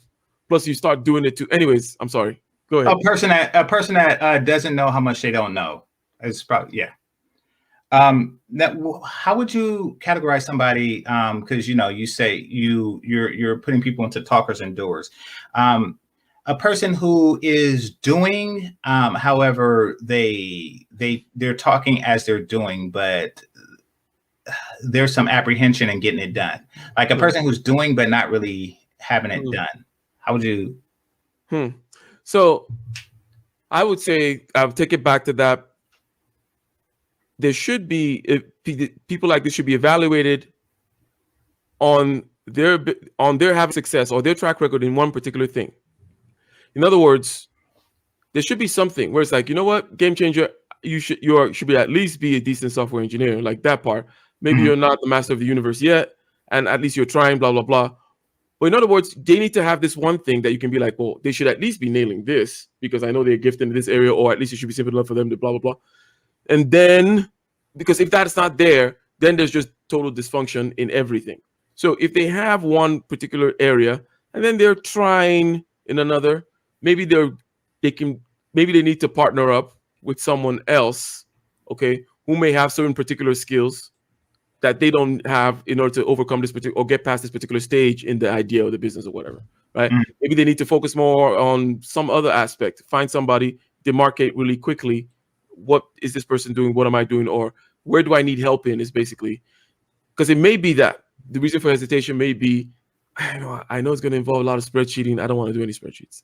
That may be what's holding back this idea of yours. But anyways, that's kind of what I would say about that type of a person in terms of you evaluating them. Or also if it's you, then find your strength. It's another way of putting it, and double down on it, right? Find your strength, double down on it. Like nail that sucker down, get a nice little anchor, bring big tent ropes and make sure that your strength is secure. Then maybe later you could try to, look at your weaknesses and stuff like that. But get that strength down. It's another way of saying when you're evaluating somebody, they should have one area of competence, which they should have demonstrated some level of proficiency and mastery enough to see outward outcomes on a track record in the real world before you get what I'm saying. I get you. Okay. So yeah. On that, do you have any closing thoughts? Yeah, I keep on making very long-winded and meandering closing remarks, and then we end up with another closing remark. Yeah, true. I just have to say that it's been a pleasure. Okay. I try to censor myself, or edit myself. It's been rather nice, and that basically you need to think about. Leave three things: people inspire you, or you learn from them, or they're people whom are in the trenches with you, like they're giving you opportunities, or you're collaborating with them. Okay. And these people have certain attributes and characteristics that you should look out for. And they tend to be, again, looking at the world as a place for opportunities and so on and so forth. Therefore, you should avoid people who don't have that. I'll say that, and then I got to go get this delivery real quick. Okay. Well, with that, stay behind though, because I want to ask you something afterwards. And with that, I want to thank the members. I want to thank the Cash Apps and Super Chats, the managers and moderators, those who are listening silently, and those who participated in the chat. Make sure you hit that like button on your way out. And remember, this is Game Changer 00100. Game over. Peace.